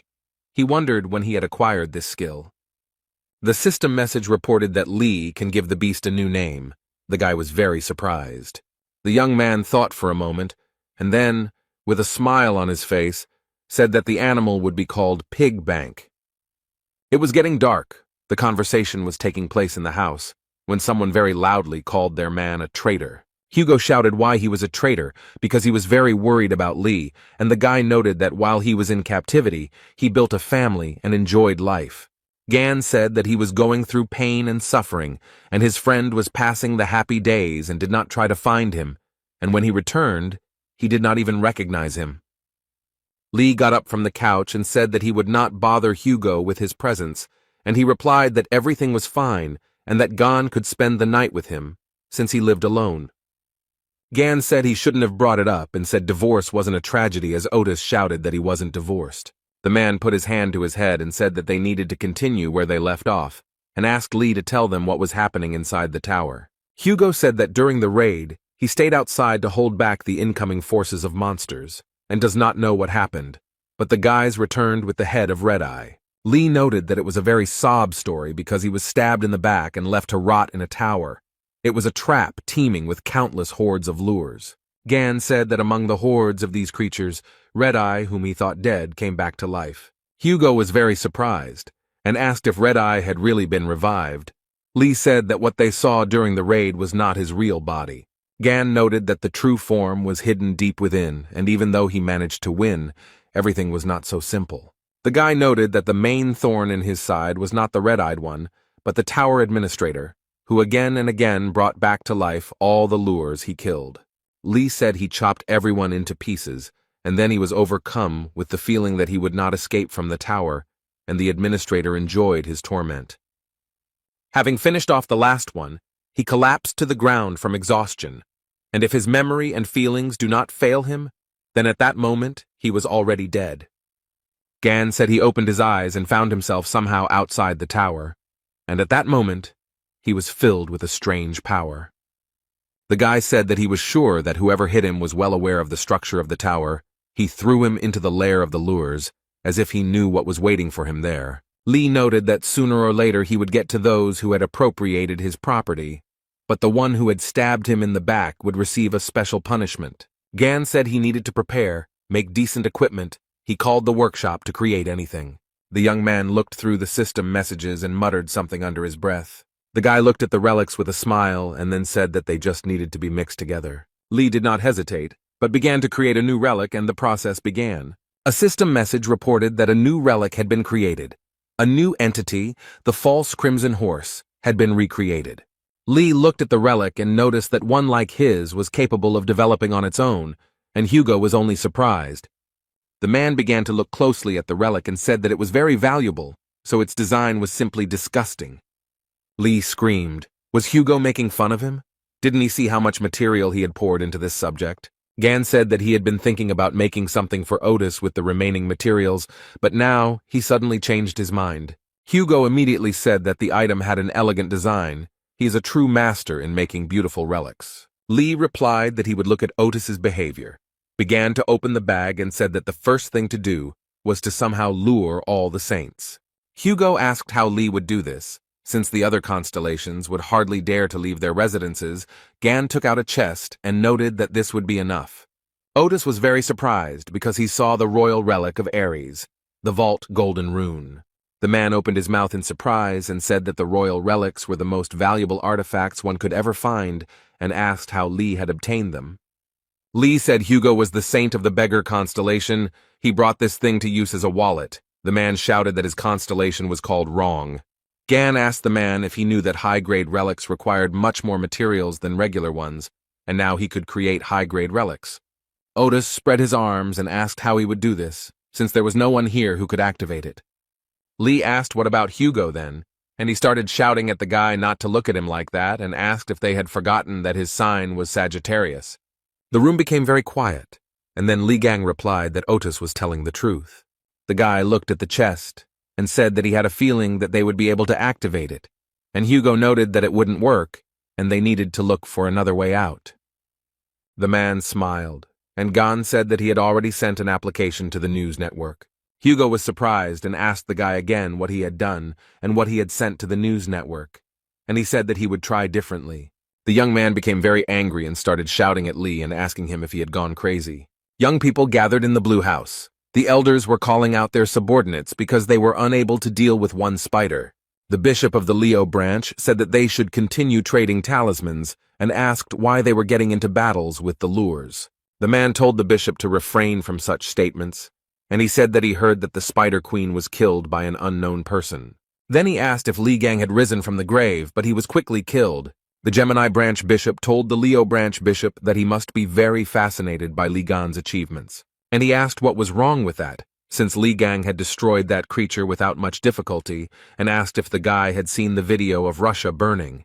The guy with glasses said that Li was strengthened by the saints and gave him their best weapons.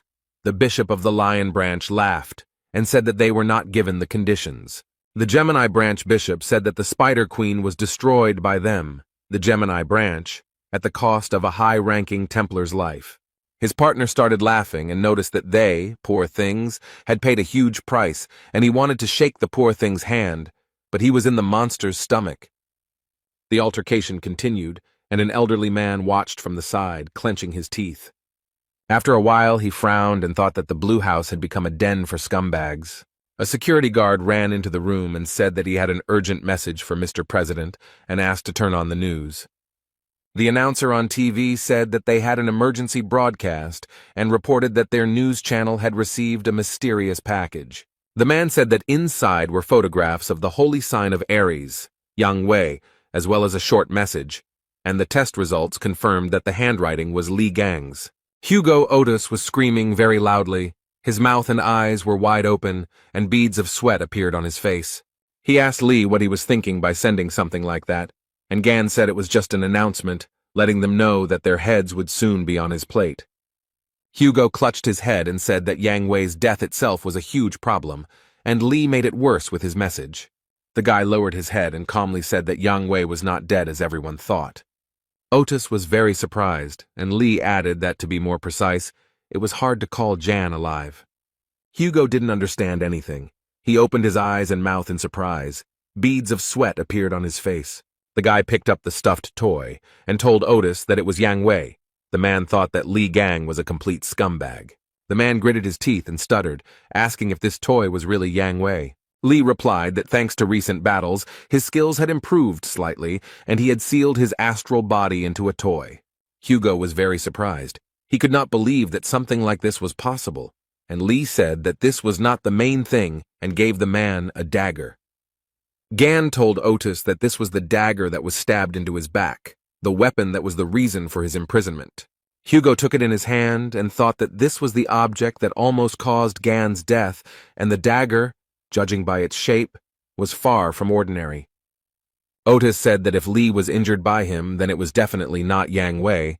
The guy asked if maybe he should apologize to Yang then. Gan told Hugo that he was going to visit the shopping mall, and then asked why he needed to do so. Lee replied that the pig said that she had seen a blade with a similar shape there, and asked Otis to lend him some clothes, which he did not refuse. The young man quickly changed his clothes and told slave number 2 to protect the house, and the man asked if he had slave number 1. The guy waved his hand and said that he would be back soon and called Otis slave number 1. He got very angry and started screaming like a madman. A group of people arrived at the site where Yang Wei's estate once stood, but it was now completely destroyed. The girl said into the earpiece to Miss Sacred Aquarius that as expected. But the constellation of Aries has not been there for a long time. The aura of the sacred essence is not felt. Miss was just taking a bath, and with a smile on her face, asked where he could have disappeared to. The security girl said that he most likely took his property and intentionally disappeared somewhere, and added that everything was very bad if he made deals with other saints. Sophie Mard was wondering where the bald, fat man had run off to, and the security guard asked if Yang Wei had been kidnapped by Li Gang, since there were rumors that he had returned. Miss Saint Aquarius began to laugh very cheerfully after these words. She could not stop for a long time. After some time, she let go and told her friend that it was a very stupid joke. The girl replied that she was very sorry, as she said it without thinking, then added that they would visit the shopping mall as they had planned earlier. She wanted to say something else about the auction, but Sophie's bathroom door opened and security shouted that they were in trouble. The girl informed Miss Saint that another saint had expressed a desire to take part in the auction, which surprised her greatly. There were guys in the sports club who were very scared, with beads of sweat on their faces. They came up behind Mr. Stephen as he was lifting the barbell and called him by name. One of the men said that they had received information that the relic, which belonged to Li Gang, would be auctioned off. The athlete threw the dumbbell on the floor in surprise, then smiled and asked if the time had really come. Stephen was incredibly happy. His eyes were shining, he said with a smile, that they would take the relic for themselves. Lee told Sun that the teleporter was a very convenient thing, and he noted that they were very expensive, but members of the Gemini branch could use them for free. The guys were standing near the relic trading complex and looking at the signs. There were a huge number of them there. Gan told the young man that he was grateful to him, because he needed the help of an expert, and he volunteered to help him. Sun replied that he was always ready to help, and he himself remembered the words of the bishop of the Gemini branch, who asked to recruit the man who killed the Spider Queen. The young man took out his phone and read his boss's messages, and Lee noted that his boss was pestering him despite that incident in the hypermarket. Gan extended his hand in which lay the dagger and said that he was returning it, and added that the weapon had helped a lot in the battle with the bugs. Song said he thought the blade had broken after that battle. Lee said he had completely restored it, and then noted that the effectiveness might change slightly. The boy put the blade to his chest and thanked Gan, who put his hand to his forehead and noticed that they had already arrived. He looked at the light that was pouring from the windows and asked the young man if they had come to where the rank assessor was. The young man looked to the side in surprise. His pupils narrowed very much. He was definitely not prepared for this. He blushed and said that it was amazing to see such a person in such a place, and the guy who was standing next to him could only say that she was beautiful. Surrounded by a huge number of guards, Miss Saint Aquarius walked. Sophie Mard was absolutely calm, looking at those present with a slight smile. Miss approached one gentleman and told him that she wanted to get rid of several relics before the auction began, but he replied that the appraiser was currently busy with another client. Sophie was very angry, but she didn't show it. She said that everything was fine and she would wait her turn. Miss Saint stood near the building where the appraiser was located and wondered who was inside. There was Lee, who asked the youth if the ranker really owned this place, and then noted that the prices were in keeping with his rank. The appraiser picked up the statue and asked Song Jae who made it, and Li Gang calmly replied that he did. The man who was conducting the assessment began to stutter and then asked if he was somehow related to Li Gang. Song was very nervous. and replied that the guy next to him was a Gan impersonator, and the appraiser asked to leave them with Lee. He wanted to ask a few questions. The red-haired guy went to the exit, and the appraiser began to ask how the young man was connected with Lee Gan. He could not understand what was going on. The man said that many people don't know that Lee Gang is famous for his fighting skills, and besides that, he is also a skilled craftsman. The appraiser stated that the relic the young man brought was definitely not a fake, and his instinct told him that Lee Gang himself had a hand in it. The boy laughed and told the man that he seemed to be very knowledgeable about Ghana, and he agreed. The appraiser blushed, frowned, narrowed his eyes, and quietly said that he was Lee's favorite student. The guy looked at his friend in surprise and wondered why he had blushed. Lee folded his arms across his chest, squinted one eye, and thought that he didn't remember ever having any students, and the man noted that the boy could not learn from him, since he was very young, and then added that the work amazed him, and he almost believed in its authenticity. Gan was very angry. The young man realized that he was dealing with a fraud, and the appraiser showed the item and said that he had received it when he was recognized as Lee Gang's disciple. The guy looked at the notebook and thought that he had once lost it and began to suspect something. Lee remembered the annoying newcomer who followed him around everywhere in China. He was so fed up with him then. The young man thought that he had aged a lot in 20 years, and the appraiser said that Lee Gang had a keen sense of beauty. But when he disappeared, he left a notebook in his house, and the guy thought he had lost it, but it turned out that the man had simply stolen it. The appraiser opened the notebook and said that he could not decipher Lee's handwriting and that there were many brilliant ideas hidden in this notebook, and Gan remembered that there was a list of his victims in it. The guy thought that after waking up he always received information with what he fought with, but this guy would be able to get much more information. But the mustachioed man handed the young man a notebook and said that it would serve the young talent better than him. The guy picked up the notebook and was happy, because it contained his first sketches, and he was very upset when he lost it. Lee held the notebook and saw a message in front of him that the item's dormant magic had reacted to the owner's aura, and it had been transformed into a relic. The appraiser shouted that it was a memory-type relic, and then said that Lee Gang had cast a spell on the notebook when he was alive. Someone entered the room and told the gentleman that they had big problems. He was very surprised. The man asked what had happened, and the young man said that the saint had been waiting outside for a long time. Usati calmly said that they raised a fuss over a mere trifle, and Lee was very surprised when he heard the name Saint. The girl continued to wait.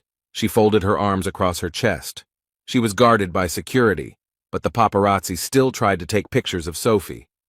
The saint bowed her head and thought about how these worthless people dared to stare at her. She noticed that the same thing happened every time. People gathered in a crowd. One young man thought that Sophie Mard only appeared at official meetings because she was too picky for such outings. The saint told the guards that they had been waiting too long, and it was a waste of time. She thought she should go in and hurry them up personally. The girl really wanted to sell the relics. A security guard approached Sophie and said that there was still a client inside. She became interested in who was there, because it was because of him that the saint was disrespected. She really wanted to see that smug face and ran into the room, saw the appraiser and Lee Gan there. Miss Saint looked around, staring at the men, her eyes growing very big in surprise. The girl stared at Lee Gan and couldn't take her eyes off him. The guy looked at her absolutely calmly. A blush appeared on Sophie's face. She thought that in front of her was a magnificent, handsome man. She wanted to look at him a little closer. Literally a minute later, a snake appeared before the beauty's eyes, its eyes burning with fire. The saint was very frightened. Her mouth opened in surprise, and the pupils of her eyes became like dots. The girl was so frightened that she couldn't stand on her feet and fell to her knees. The guards immediately ran up to her and started asking if everything was okay. Sophie's face broke out in beads of sweat as she thought about the terrifying aura she had just felt. Miss Saint felt as if hundreds of poisonous snakes were coiled around her body. Sophie realized that she needed to run away from here quickly and turned towards the exit, and people started shouting after her. The appraiser wondered why Saint had run away, and Lee noted that the girl had become unwell. A system message appeared in front of Gan, indicating that a subordinate of another sacred entity had approached him. He thought that this was not the same as magical power. He clenched his hand into a fist and read that divinity was necessary to maintain the powers of the sacred entity. Gan asked the man if it was true that the girl who came in was a saint, and he was surprised and noted that she appeared in all the news stories about saints. The appraiser paused for a moment and said that it was Sophie Mard, the holy sign of Aquarius. Lee was surprised. The guy laughed so hard that tears came to his eyes and said that he was puzzled that everyone was so upset about the saint, but it turned out to be Sophie. Gan thought that the girl had changed quite a bit. It was no wonder that he didn't recognize her right away. She had always been pretty, but her rotten soul wouldn't go away. The boy thought about how there were categories of things he despised, including pests, fish bones, and sewage, and Sophie was a pest. The man told Lee that he didn't understand why she was considered the saint of mercy and self-sacrifice. The girl had a nasty character, and Gan laughed. Usati said that Sophie had once provided healing assistance to Lee, so she wanted to appropriate his property and the matter passed into the hands of the government. The appraiser told the boy that he thought Sophie would call his name and noted that they probably knew Saint. Gan replied with a smile on his face that they were old friends. At this time, Miss Saint ran wherever her eyes looked, with security running after her and shouting if everything was okay with Sophie. The girl remembered Lee's face, who asked her if she wanted to die, and thought about why she remembered his face at that moment. Sophie said that the magical aura that wanted to absorb her was similar to that person's aura, and noticed that she became very scared. Death did not frighten her so much. Miss Saint told the security guard to go back to the pawn shop and find out who the man was. The assistant asked about the appraiser. Sophie thought about something for a few seconds, and then with a smile on her face said that she had changed her mind. Miss Saint's eyes lit up with a blue fire. She became cheerful, and the girl told the security to finish them off. The assistant said that the appraiser was under the protection of the Virgo branch, and they still needed to sell him the relics, and Sophie said that they both deserved to be punished. She promised the security guard that she would hand her the relic and lend her a piece of the sacred essence, but she told her that magic cannot be used in the neutral zone. Sophie asked her assistant if she was refusing to carry out her orders and looked at her with a smile. The security guard replied that no, she would never dare, because the wish of a saint is the wish of a sacred entity, and the assistant knelt before Miss Saint and stretched out her hands to her. The security guard said that the wish of the sacred entity was the wish of the heavens themselves, and Sophie placed the ornament in her palm. The assistant said how she could resist the order of one of the 12 saints who support the whole world. Li Gang stood in the pawn shop, watched the dripping from the ceiling, and asked why their roof was leaking. Everything was ready in the relic trading complex. The main action was taking place in the central area. People walked past different shops, various signs were lit up, they beckoned to buyers. Sun was also walking, sipping a drink through a straw. When he stopped, he was very surprised. The guy looked at his feet and thought that there was no rain, but why was there water spilled here? He leaned over, began to examine his reflection, and thought about the magical energy emanating from her. And then a hand began to appear from the puddle, reaching out to the young man. Sun was very scared. The glass with the drink fell from his hands and it spilled. A huge water man appeared from the puddle, crawled towards the young man and looked at him with unusual eyes. The guy was seriously scared. Beads of sweat appeared on his face. He wondered what was going on here. The young man was distracted from his thoughts by some sound, and he turned his head, and what he saw shocked him. Watermen also appeared in front of other people. Some were scared by this. Some decided that it was some kind of show. Miss Saint was watching everything that was happening. She just laughed merrily because she liked this performance. Sophie decided to use such an ability as a duplicate mirror. A strong wind blew. The girl was very pleased with herself and noted that the summoned creatures could only match the rank of the Templars, but problems could arise if an entire army of bugs attacked them. There was a serious security guard named Sophie standing nearby. Sun saw her and started calling her, but she pretended not to hear anything. The guy started yelling at her about why she was using combat skills in the neutral zone and demanded that she stop doing it immediately. The girl calmly said that this was the order of the saint, so he shouldn't worry. This answer surprised Sun very much. The security guard said that she was acting at the will of the gods and began to activate the relic. The guy was very scared. He screamed very loudly that this shouldn't be done and put his hand forward. But the young man was not strong enough to prevent the activation of the relic, and the negative process was launched. The water seemed to be playing with people. It covered them, took them into its merciless captivity. Sophie told the assistant that the job was done perfectly, and she would deal with the guy from the relic appraisal point, and the security told her to grab the appraiser. The red-haired guy was also captivated by the water. He was in water bubble and understood that he had to act. Sun knew he needed to get out of there as soon as possible before he lost consciousness. The young man became very ill, and from the lack of oxygen, his pupils became like dots. At that time, Lee was in the pawn shop and looking at the huge wet spot, which was only growing in size. An appraiser approached him and reported that something was happening outside. He noted that he felt strange flows of magic. Suddenly the water gushed out in a huge stream. It not only swept away everything in its path, but also began to take men captive. Li Gang looked down and looked in surprise at the stream of water that passed by his neck. Literally a second later, the water turned into a blade, and Sophie's assistant stood behind the guy and told him not to move. The young man was not at all afraid. He continued to stand calmly. The girl told him that she had nothing personal, but he dared to offend the saint. Sophie's assistant said that if the guy doesn't want bloodshed, then let him behave calmly. The girl added that the saint had ordered them both to be killed, but if the appraiser offered a sincere apology and bought the relics at a high price, she would put in a good word for him. The man was trapped in the water but did not react to these words at all. Lee said it was not allowed to brandish a knife in public places, and he noted that he had not thought about using a weapon. The appraiser was freed from the water trap.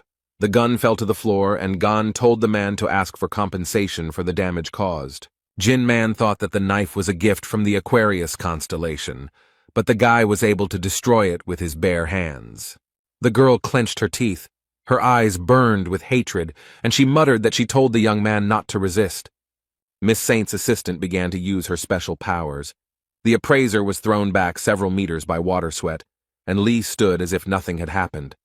The guy was having a lot of fun. Then he clenched his fist tightly. The water didn't scare him at all.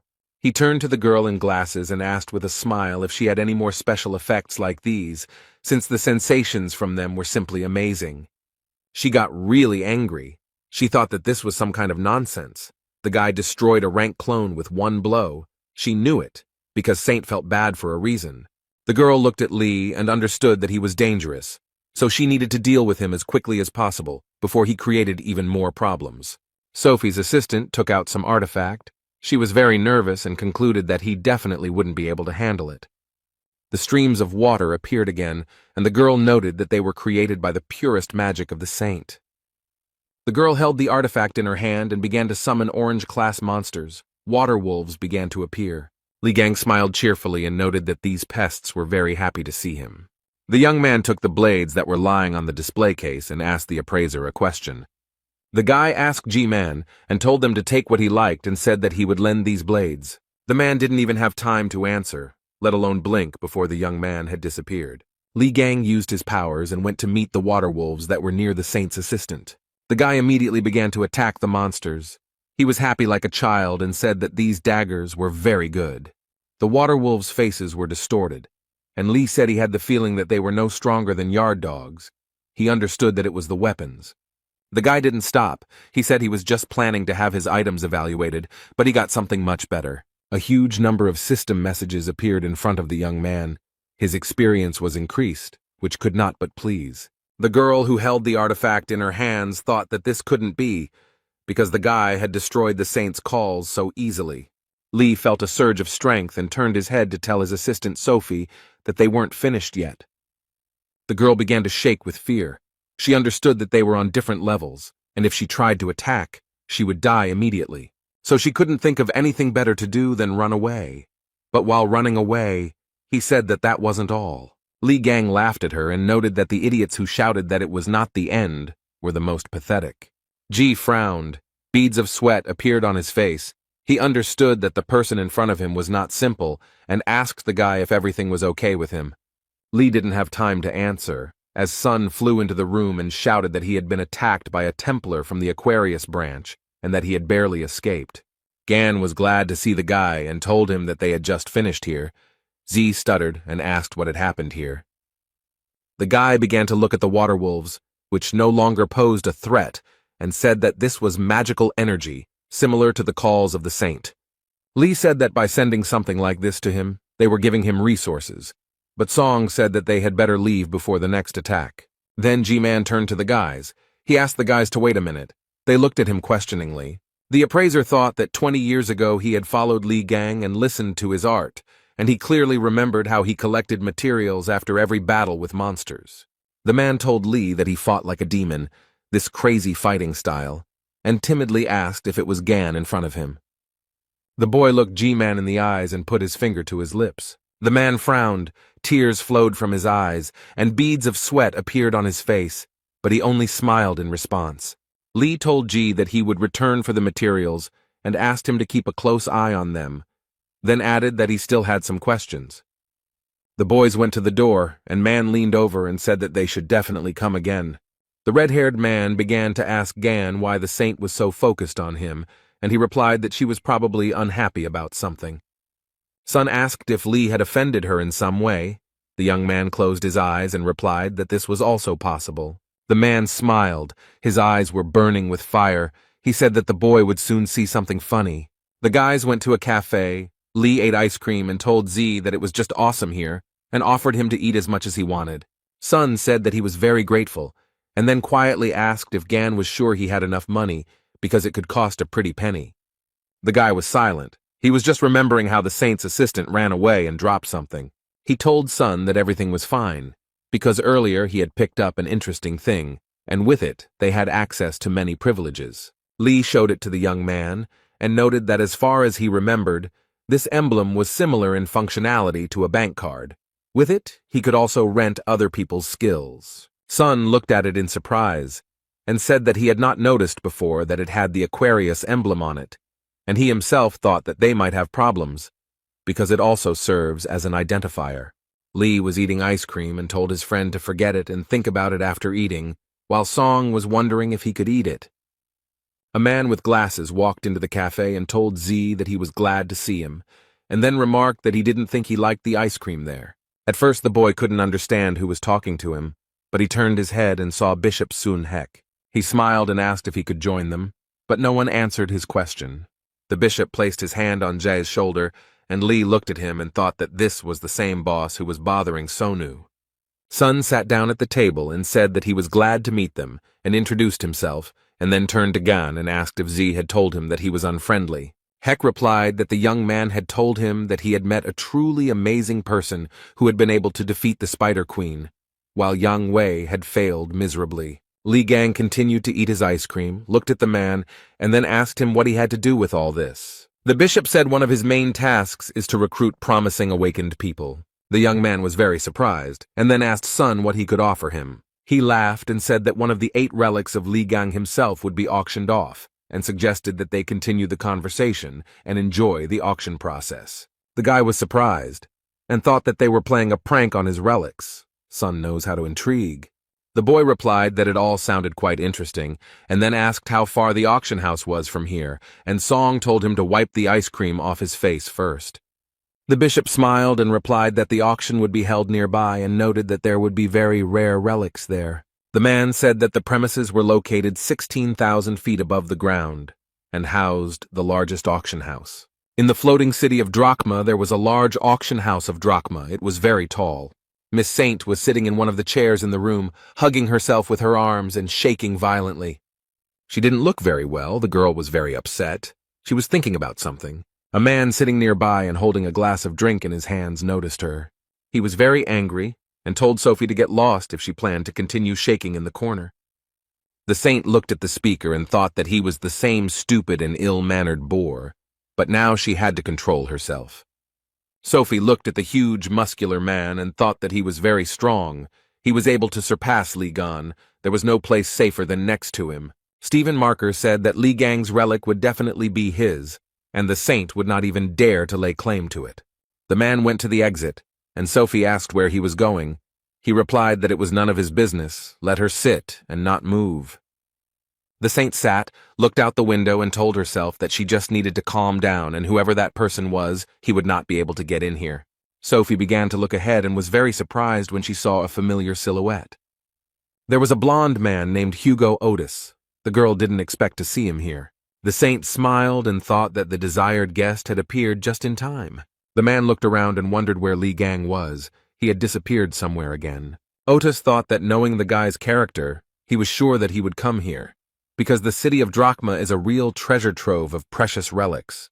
Miss Saint crept up behind Hugo and told the man that they hadn't seen him for a long time, and he became scared. And the girl, with a humble smile on her face, began to ask how Hugo Otis was doing. Otis turned his head, frowned, and clenched his teeth. He was not very happy to see Sophie marred. Miss Saint smiled at Hugo and said that she couldn't get through to him. Sophie laughed and said that time spares no one, and before he was a handsome man who represented all the saints, but now his face has changed a lot. The girl asked if this was due to the small number of followers. The man just waved his hand and said that he did not want to talk to her. Miss Saint started laughing loudly and said that Hugo had decided to ignore her again.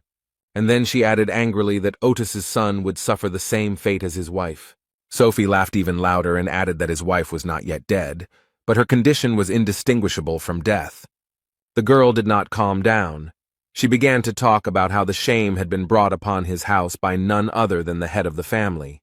The man could barely contain himself. He was burning with hatred for Miss Sophie, and she continued to laugh. If there had been a guy in front of Otis, he would have definitely hit him, but he ordered Miss Saint to get lost. He just raised his fist to her face, but Sophie didn't stop. She continued to be sarcastic, said that he was holding back, and she thought that he had forgotten about the agreement signed 20 years ago. Miss Saint had a water balloon in her hand and asked if she should teach the arrogant boy a lesson. The girl's expression changed very quickly. She couldn't understand what was happening to her. Li Gang quietly approached Sophie and Hugo and smashed the water balloon into pieces. The girl jumped in surprise. Miss Sviata turned around and saw the guy, whom I encountered in a pawn shop, and screamed in horror. The young man did not hesitate. He used his powers, and the beauty fell from her height to the floor. Hugo looked at his comrade in surprise. He opened his mouth and did not know what to say. The man only said the name of his comrade, who frowned and extended his hand.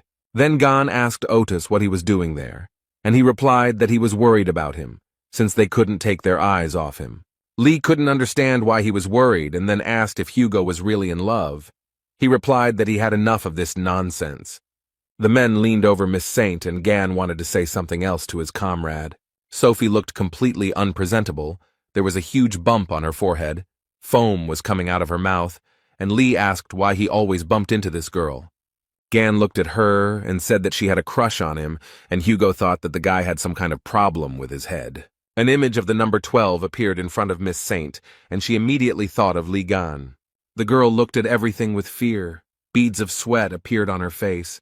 She realized that the 13th constellation was the strongest, but Sophie had always been afraid of it and disliked it.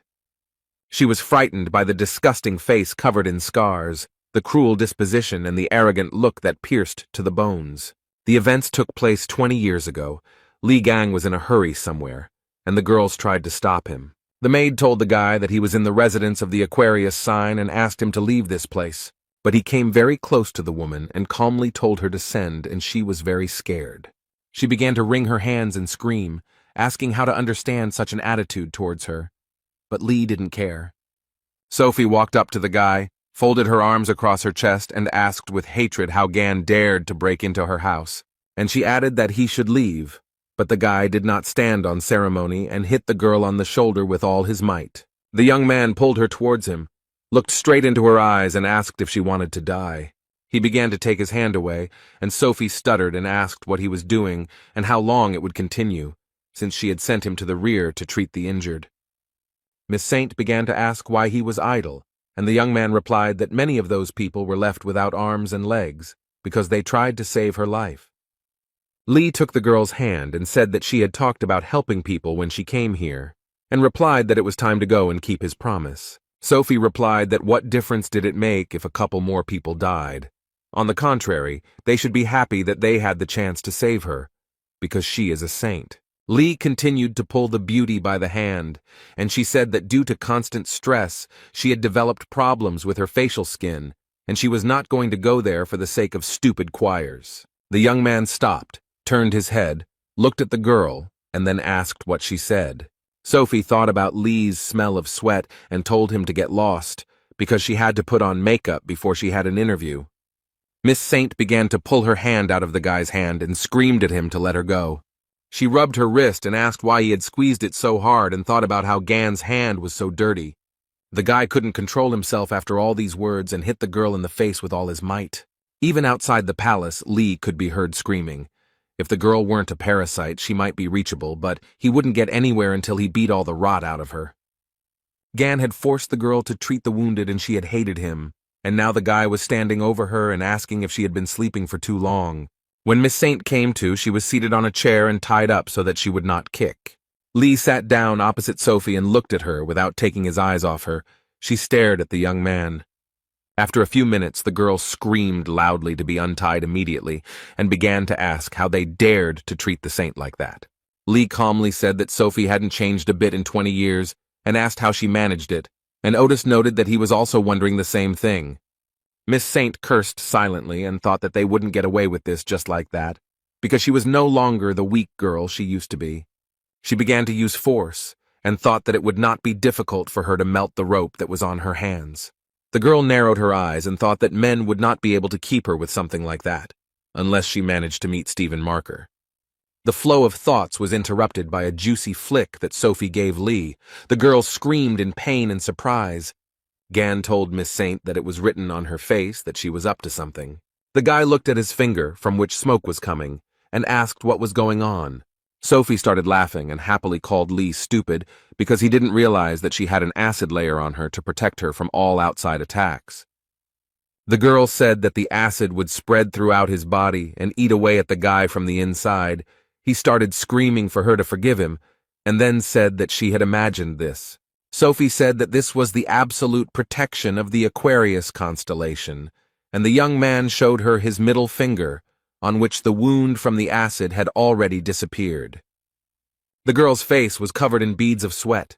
She screamed and thought about how the melted tissues were restored so instantly, because this is real cheating.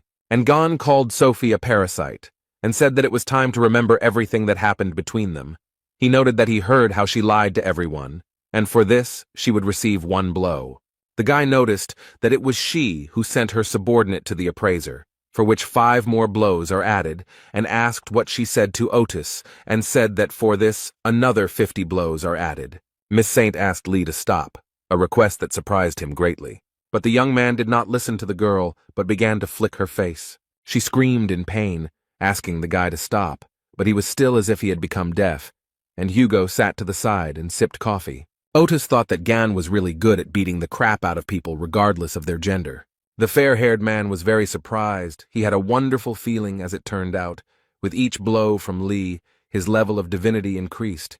Gan didn't even think about stopping, and a huge number of system messages appeared in front of him.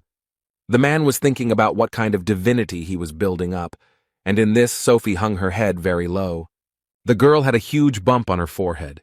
Foam came out of her mouth, and the guy noticed that she had passed out. Lee read the message that her divinity was unlocked, and the boy said to be reminded of what it was. And before the guy there appeared explanations about what divinity is, how it can be obtained and lost.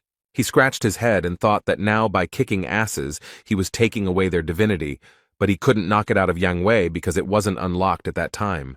The guy looked at his hand and thought that he had to become stronger anyway. Otis asked Gan if he thought he should ask Sophie about the dagger. He replied that she wouldn't have had the balls to attack him, and then added that he had found someone who could look at that dagger. Hugo thought that Lee was just teasing Sophie for fun when the guy's phone rang. Gan showed him the time, and Otis asked the young man where he got the smartphone. He replied that he borrowed it from a red-haired guy. Lee told the man that it was time for him to go to the auction room and asked him to clean it up thoroughly and suggested throwing the saint into the nearest trash can. The guy started to enter the room and told Otis that he would call him as soon as the auction ended. The man wanted to tell him something, but he retreated very quickly. Hugo thought about what to do with him. Someone entered the room and the young man asked him what he was doing there. Otis wondered why, of all the people, the one who was definitely not expected was here. It was Stephen Marker. He put his hands behind his back and began to look around the room and naturally saw Miss Saint. Hugo looked at him, his forehead furrowed and his lips pressed tightly together, but he said nothing. Marker was very angry. He frowned, his eyes were burning with fire, and he told Otis that he had to explain himself. The jock started to take off his glasses and said that he and Otis had not seen each other for a very long time. Stephen frowned so much that his veins bulged, and then said that Sagittarius didn't seem very happy to see them. Hugo calmly asked Marker what he was doing there, and he replied that he and Aquarius had made a deal. Sophie had asked him to be her bodyguard. The man said he had some business in Drachma, and he agreed, and Miss Saint was still sitting unconscious, tied to the chair. Stephen said that it was his turn to ask questions, and asked why Otis was here. He replied that he also had his own business. The jock angrily asked if he was aiming for Ligon's relics, and Hugo asked in surprise if his relic would really be auctioned off.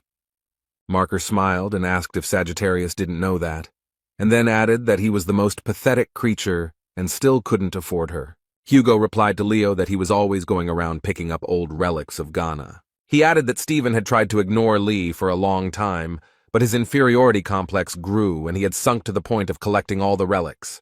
Otis asked Marker with a smile if he thought he could become as strong as him this way.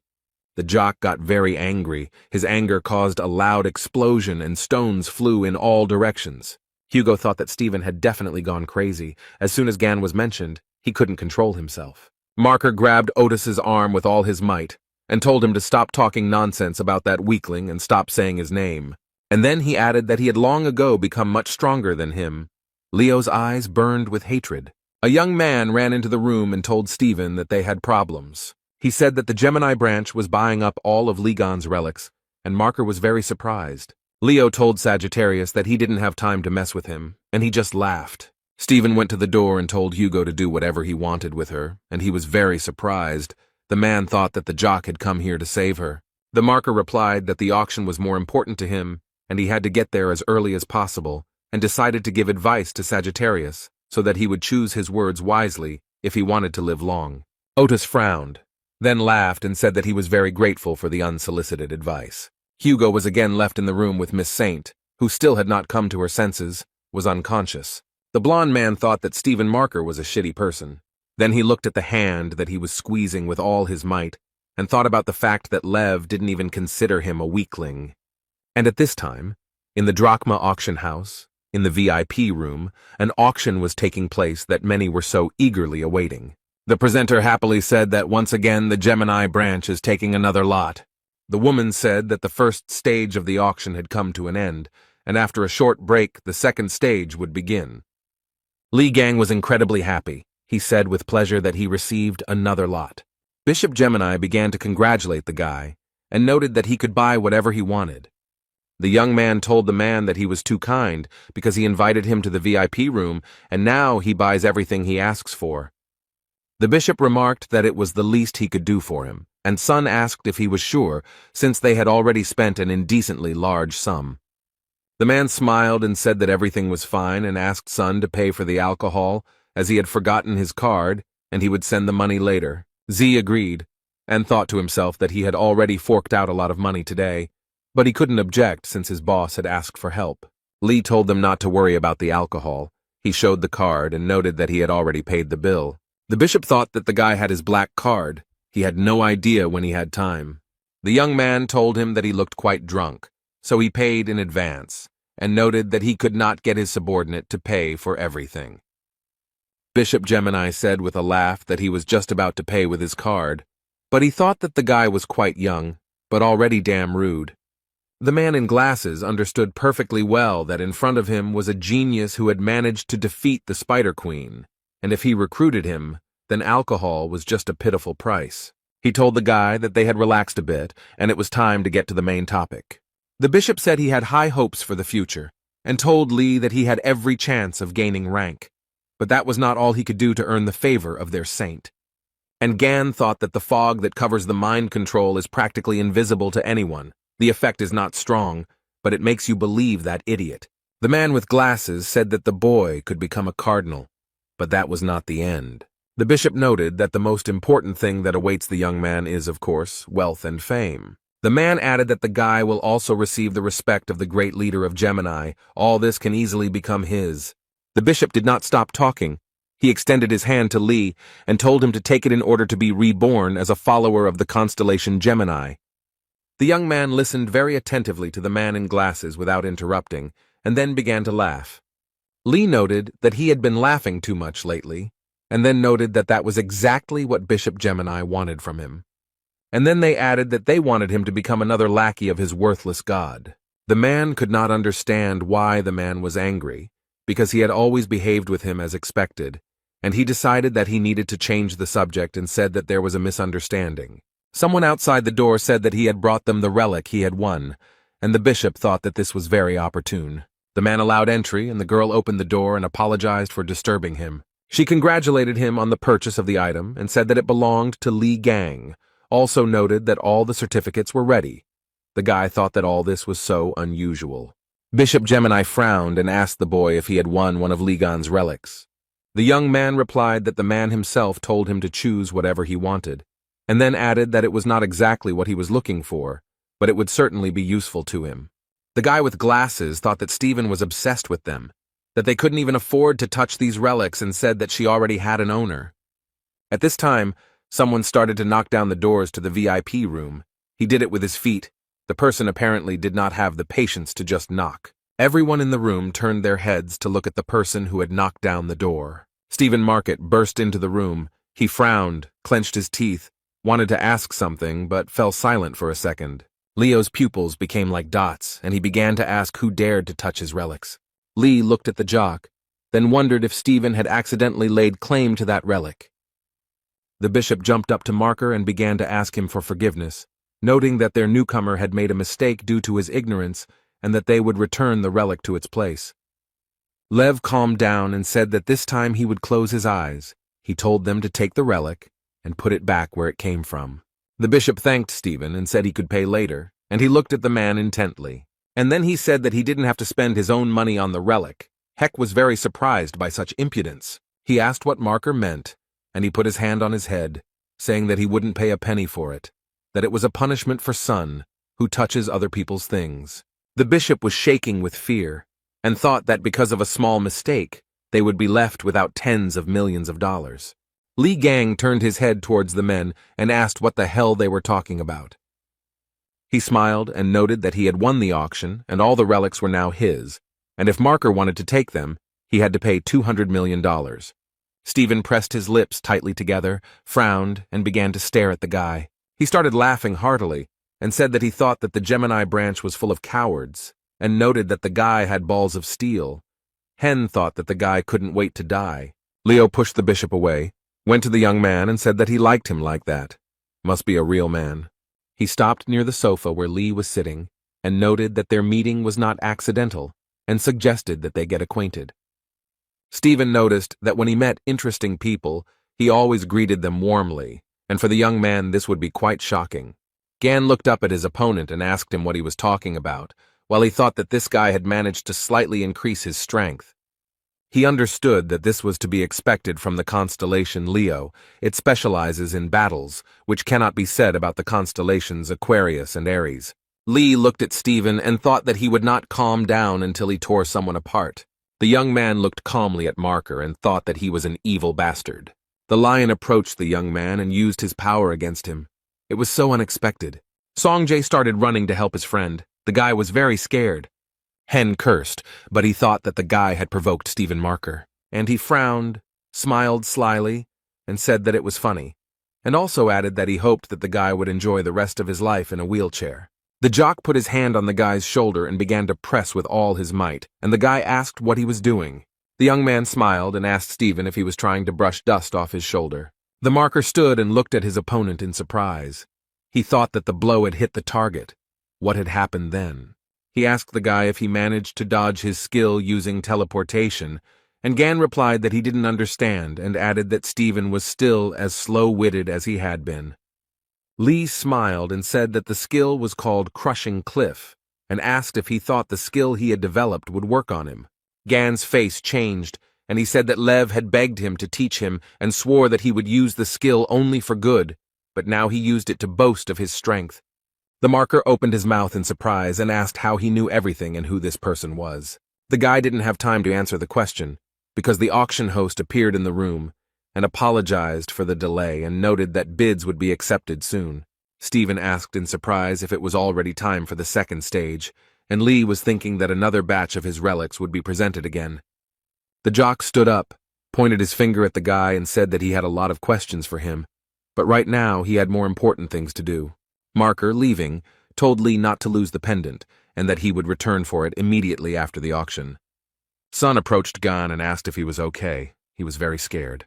Bishop Gemini looked at the guy and thought about how he managed to survive such an attack. Even he can't dodge the saint's skill. He looked at the young man and Zay, who was sobbing loudly, and thought about who was in front of them. The auction host said it was time to begin, and announced that the highlight everyone had been waiting for with such impatience would be presented. She asked if those gathered knew about the Berlin Wolf incident that occurred 24 years ago. The phenomenon of the attracting misfortune appeared on the territory of Germany.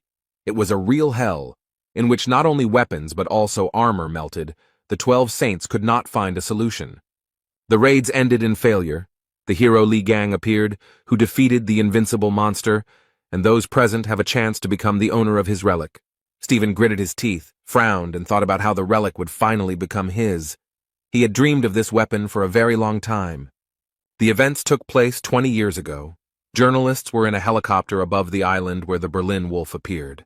The press reported that 4 days had passed since the arrival of Li Gang, the 13th awakened. No one had come out since then, and the situation was unknown. Several saints tried to go inside to find out what was happening, but it was not an easy task.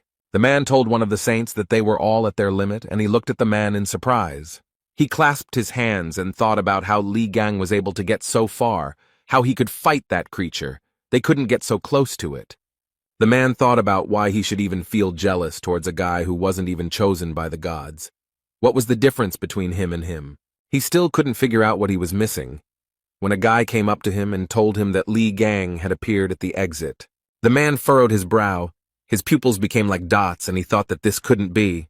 The journalists began to actively spread the news that Li Gang had returned alive. They insisted that the 13th awakened. One had managed to defeat the monster that was considered invincible. The guy returned from the raid as a winner. All eyes were on him. The men stood aside and talked about how Li Gang had once again taken all the credit, and Lev began to laugh and said that he finally understood. The subordinate could not understand what was happening, and Stephen told him to tell everyone that they were coming back. The boy asked if the gentleman would take his weapon, but he replied that he no longer needed it and allowed him to keep it. Other men began to approach Li Gang, all admiring his strength and endurance. Marker was no exception. He looked at the young man's weapon and thought that it was precisely this that he missed so much. The auction host took the cape in her hand and said that today, one of Li Gang's legendary relics was being presented. Those present opened their mouths, and the woman said that this weapon was used to defeat the mighty Berlin Wolf, and it would be auctioned off. People looked closely at the weapons, but Lee stood to the side and was absolutely calm. And Stephen didn't care that his mouth wasn't watering. He was incredibly happy and thought about how he had been looking for it for so long, and finally he had the chance to take possession of it. There was a huge bone under the glass, and Marker thought that this relic would make him truly the strongest. At this time, a huge monster woke up, and he insisted that he felt the relic of Ligana and its force. The auction host said with a smile on her face that those present could see one of the greatest artifacts and said that it was the bone of a demonic beast. Those present shouted that they could not believe what they were seeing with their own eyes. Someone said that they had read about her in the chronicles. The woman said that this was a powerful relic with historical and practical value and asked who would become its owner. Sun screamed that he couldn't believe that they were going to play a prank on her. Bishop noted that she would go to the constellation Leo, and Gon couldn't even imagine what kind of relic it was. He had actually used it once, but decided to ask Z about it. Lee started to ask something, but the red-haired guy grabbed his head with his hands and screamed at the top of his lungs that it was not the time to discuss anything. Hen was saying that he had to contact headquarters. They couldn't just give up this relic. Song was crying and Gan was mentally calling them names. The auctioneer, with a smile on her face, said it was time to get started and noted that the starting bid was $1 million. Those present quickly raised the stakes, as everyone wanted to own the relic. Li Gang stood to the side and only managed to read the system messages. There were a huge number of them. Sun grimaced and began to shout, why were people suddenly so alarmed and said that this was a legendary weapon created by the great Li Gang?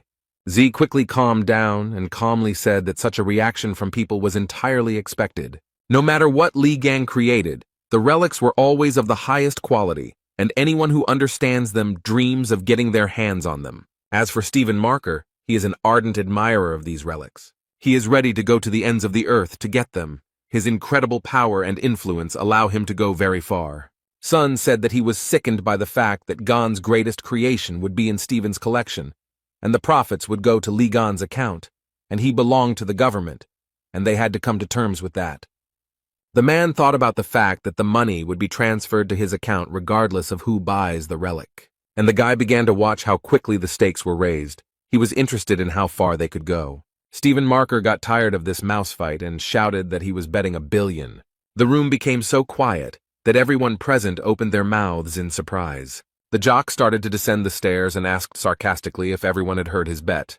And then he happily added that he was buying the relic for $1 billion, or could raise the bid to $10 billion.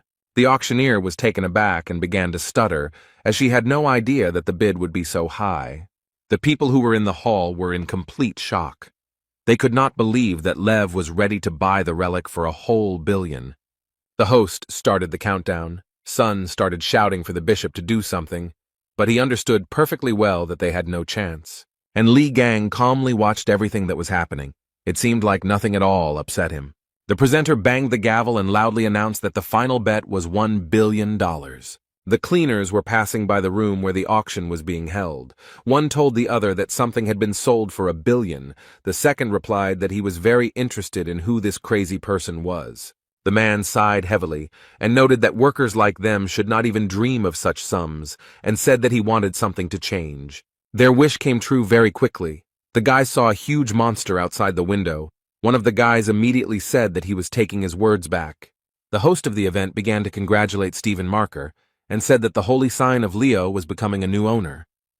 There was a huge number of people in the hall who were happy about Stephen's latest victory. How the room began to collapse right in front of Leo, it was all very unexpected. Marker did not let go of the relic. He raised his head, looked up, and thought about what was happening. The people who came to the auction realized that it was a sign of misfortune, and the monster claimed that he had found a relic.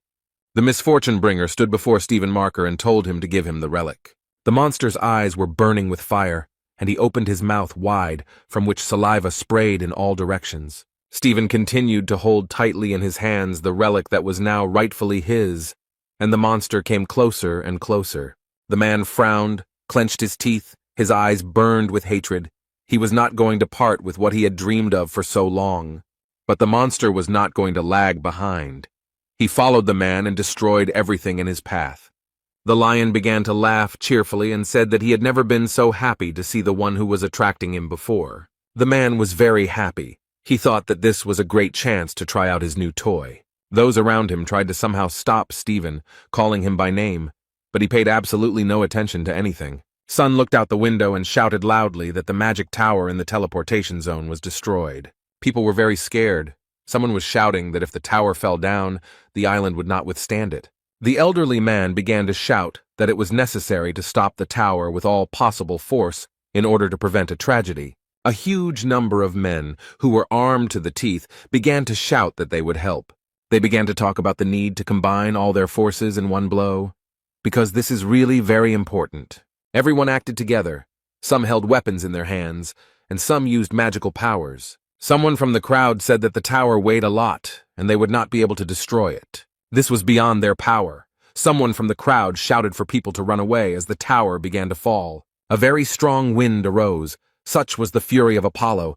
Dirt, dust, and embers flew in all directions. The man said that everything burned very quickly, in the blink of an eye, and they answered that it was all because of the enormous force. People saw Hugo Otis, who was squirming in the clouds.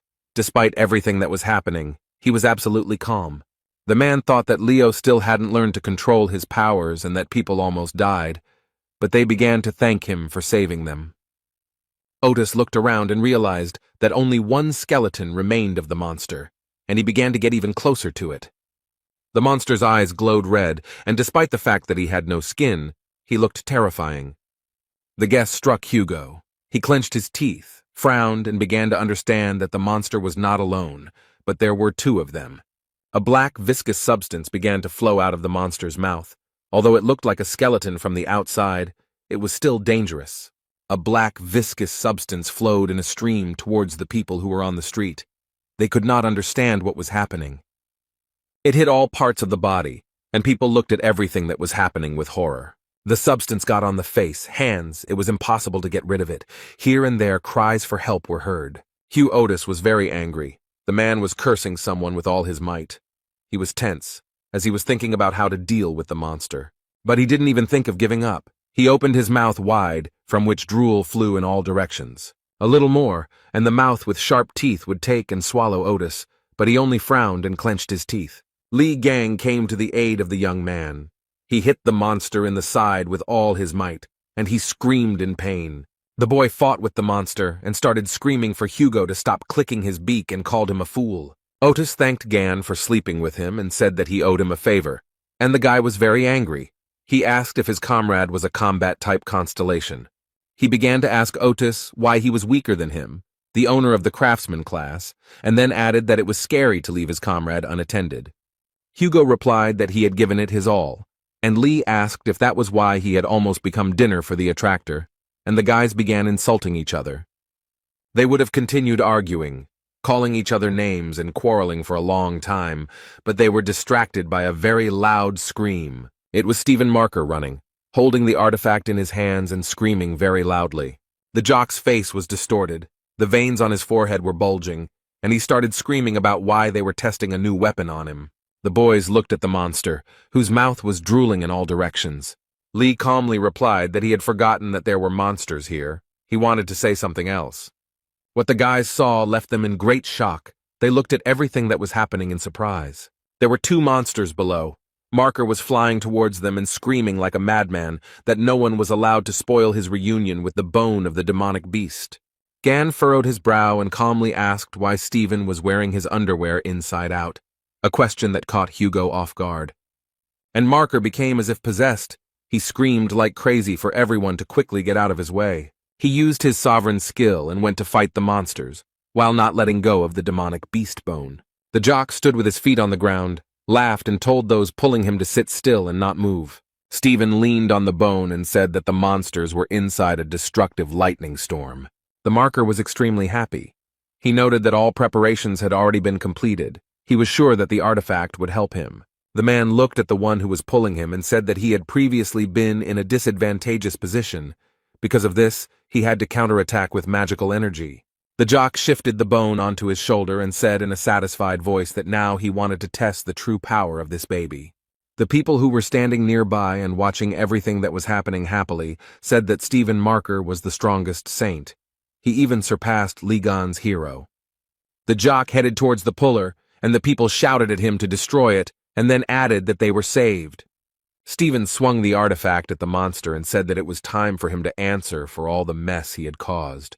And the man struck the demonic beast with all his might on the head with a bone. And nothing happened. The monster stood calmly, only clenched his teeth. Stephen was perplexed. It became very quiet. After a few seconds, Marker screamed very loudly, his forehead furrowed very hard.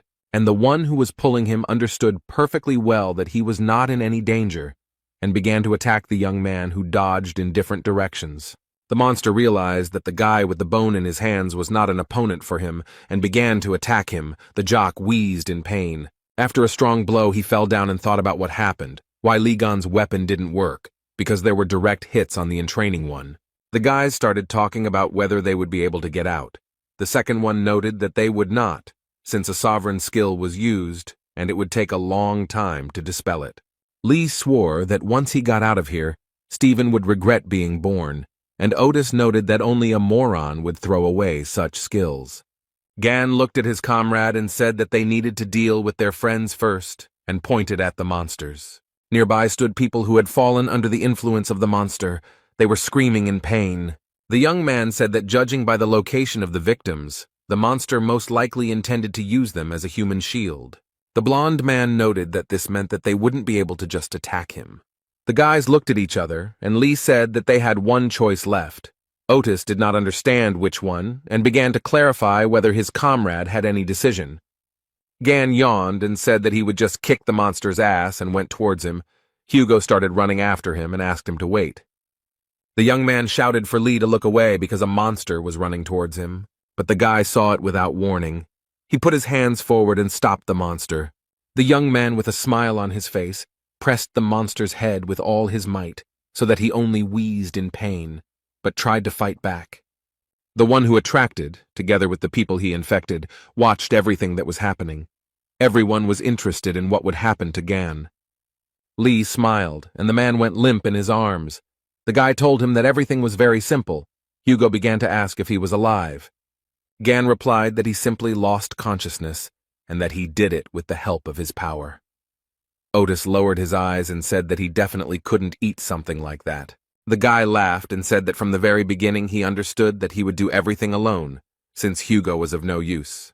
And then he was very offended. The fair-haired man really wanted his comrade to cheer him up a little, but he lowered his eyes and quietly told him to forget everything. Then Otis asked if his comrade was going to rush forward and said he would cover him. Lee was glad and noticed that there was still some of his old fire left in him, and they began their first joint work in such a long time. Gan suggested not to delay and deal with the monster in one go. But first, Lee had to deal with the people the monster had infected and who were fiercely guarding it. The monster watched everything very carefully and began to growl because he did not like all of this. And after a while, it started running towards the guy and spewing out all its viscous, jelly-like poison. The young man continued to run forward, and with a smile on his face said that the monster was only trying in vain. The guy began to guess that the monster was targeting the townspeople who were behind him. People began to feel unwell. Some fell straight to the ground, holding their heads with their hands. And behind him was Hugo, who held a fire bow with fire arrows in his hands and covered Gan. The guy felt his friend's support, and with a smile on his face told him that he was a good boy. Lee was already very close to the monster and told him to stop wasting his time and just give up. But the monster was not so accommodating. It twisted its mouth from which poison continued to ooze. Gan understood perfectly well that the monster would not give up, so he was ready to fight. He clenched his hand into a fist. He hit the monster with all his might and shouted very loudly for it to die quickly. Each subsequent blow was stronger than the previous one, and after some time the monster simply crumbled. Hugo ran up to Lee and said with a smile on his face that, as expected, he dealt with him very quickly. The guy noted that the people who fell under the influence of the monster should come to their senses very soon, and the fair-haired man exhaled. The young man put his hand on his side, and it suddenly glowed with a greenish fire. The man who was standing nearby was very surprised by this. Gan began to examine his hand and thought about what it all meant, and on his palm he could see the silhouette of Ophiuchus. The young people looked up and saw a huge number of system messages. Lee looked at them very carefully. He was interested in the fighting instinct. He thought about the fact that this skill requires a certain charge of divine energy. The guy continued reading system messages and thought that it was high time to test the new skill. It was unclear how Stephen Marker appeared out of nowhere, still holding the bone of the demonic beast in his hands. He wondered why things had turned out this way, and remembered standing in front of the monster. The jock wondered why the artifact wasn't working, whether he was unable to reveal its true power, or whether he was simply too weak. Stephen walked up to the monster and began waving the recently acquired artifact in front of its nose. The people who were watching all this were shouting that the gentleman was losing, and someone started laughing cheerfully. One of the guys pointed his finger up. Everyone began to look where he pointed. There was Li Gang, who began to use the skills he had recently acquired. Marker raised his head up and couldn't understand how this was all possible because his sovereign skill was broken. The monster realized that there was danger in front of him and told himself that first of all, he needed to kill them. Gan looked at him from under his forehead, frowned. His pupils became like dots and he told the monster to shut up. A few minutes later, the monster's huge body lay on the ground, wheezing in pain and humiliation. He asked Lee how it could be that a person had such enormous power. With the last of his strength, the monster said that it was most likely not a human being in front of him. Gan leaned over the dragon and asked him what the hell he was muttering under his breath. The guy used his special power. A strong wind blew, which lifted huge stones up like fluff. Marker watched all this from the side and thought that he simply did not believe his eyes. He gritted his teeth, frowned. Beads of sweat appeared on his face and thought that there was only one person in the world who could possess such power. The man began to guess that it was Li Gang, who stood opposite him and smiled sweetly at Marker. The guy smiled and said that he was very glad to meet the lousy lion cub again, and added that he had a lot of fun while he was gone. Stephen stood opposite. He was shaking with fear and said through his teeth that this was all nonsense. The muscle man shouted very loudly that the guy standing in front of him could not be Li Gang. The guy grabbed the bone of the demonic animal and asked if Marker liked his toy, and he growled like a tiger in response. The young man squeezed the bone with all his might and it shattered into small pieces in all directions. Li gave Stephen a sardonic smile and said he had done it by accident, then said the piece of bone was too brittle. Marker looked at what was left of the relic and began to scream like a madman. Gan told the jock that he had wasted so much time and effort, and now it was his turn to punch him. Stephen Marker yelled at the top of his lungs for the boy to stop, but he didn't listen. The blow was so strong that Leo was thrown back several dozen meters, and Miss Saint was unconscious the whole time, foaming at the mouth. After some time, the girl woke up, but could not understand where she was and what had happened to her. Sophie noted that her head was splitting. Li Gang and Hugo Otis stood at the edge of a huge round hole. It was very deep. The guy laughed heartily, and then said that they would see the lousy lion cub again if he stayed alive, and the fair-haired man was surprised that his friend sent him down. Li noted that Marker had vitality, and asked his comrade if he had taken care of the people inside, and he assured him that everything was fine, because the people were rejoicing. Gan said that everything was fine, took out a small little toy and ordered it to act. The guy told the pig to take a good look around and collect all the useful items and explained to his friend that she was simply collecting everything she saw. Li turned to Otis and said that he came here with his friend, who asked who it was, whether it was the person from whom he borrowed a mobile phone. The guy said that the young man he came with was called Song Jae. This answer shocked Hugo. He started shaking and became covered in beads of sweat and asked again what his friend's name was. Li repeated his name again. Gan said that the guy is a Gemini Templar, but would be quite suitable for a bishop, also adding that he is smart, despite his young age, and he will be very useful. Otis grimaced, grabbed his head with his hands, and wondered when Song Jae had managed to get in touch with this walking headache. The guy looked at his mobile phone and wondered why his friend was so upset. Hugo thought that the last thing he wanted was for his son to meet this scumbag, but his two children are obsessed with Li Gang, so his family is doomed. The boy told Otis that Sun was with the bishop, who had teleportation powers, and said that they would call them here, but he suggested that they wait and just leave. Li was surprised, and the man said that the twins despised him. Why bother with them? And the guy began to remember that that guy always irritated him with his shouts. Hugo said what had to be proven, and then added that that boy hated him, and mentally asked for forgiveness from Sun. Gan was upset, and noted that he cared about the guy, but he should have been prepared for something like this, and Otis told his friend not to worry too much about some kids. As soon as the fair-haired man heard someone calling for Dad, a bead of sweat appeared on his face. He began to turn his head and stuttered, saying that this voice seemed familiar to him. Hugo hugged Li, and behind them stood Song Jae talking to someone on the phone. The blonde man wondered what the hell his son was doing here, and he was surprised that the bell had been active all this time. Sun was very angry. He began to ask Otis about whom he called children, and he hesitated and did not know what to answer. When someone started calling Li Gan in a very drawn-out voice, the men fell silent and turned towards the sound. This slime, despite its small size, called its owner very loudly. Li walked over, picked up the lump of mucus, and began to read the system messages, while Hugo and Song opened their mouths wide. Gan began to shake the slime violently and shout that it was forbidden to put everything in its mouth, and then ordered it to spit out the poison. The guy pulled the lump of mucus in different directions, and the fair-haired man thought that the poison fell out of the remains of that bony monster, and it could be very dangerous. Song watched the whole thing, and said that this slime was just like the one from Li Gan's relics that he had read about. The guy took a few steps forward and told the young man that his skills and inexhaustible supply of magical energy were amazing. Then Z added that the only friend of the 13th awakened was his father, and then he clarified whether it was really Li Gang in front of him. During this conversation, Hugo didn't know what to do. Beads of sweat appeared on his face, and he began to make inarticulate sounds. All this time, Gan didn't pay any attention to anyone except the slime. In the United States, at the headquarters of the Leo branch, a huge number of people gathered in the conference room. Oliver, the branch bishop, said that the leader had not contacted them since yesterday, and suggested hiring the twins people to search for him. A guy approached him and asked if he thought that after that altercation they would agree to help them, and back then Oliver wanted to look cool. This person reported that there were rumors that the head did not show up because of Li Gang. The bishop replied that it was all nonsense, and if he had really returned, he would have definitely lost to their boss. He added that one should not forget that Mr. Stephen is the strongest among the saints. Oliver wanted to say something else, but his speech was interrupted by a cheerful song about Li Gan. A minute later, the conference room became very quiet, and those present began to exchange glances with each other. Chung Yuha, vice chief and cardinal of the Lion Branch, apologized for forgetting to turn off her mobile phone. Oliver put his hands to his head. He couldn't even imagine that the vice chairman was capable of such a thing, and told her to take the conference more seriously.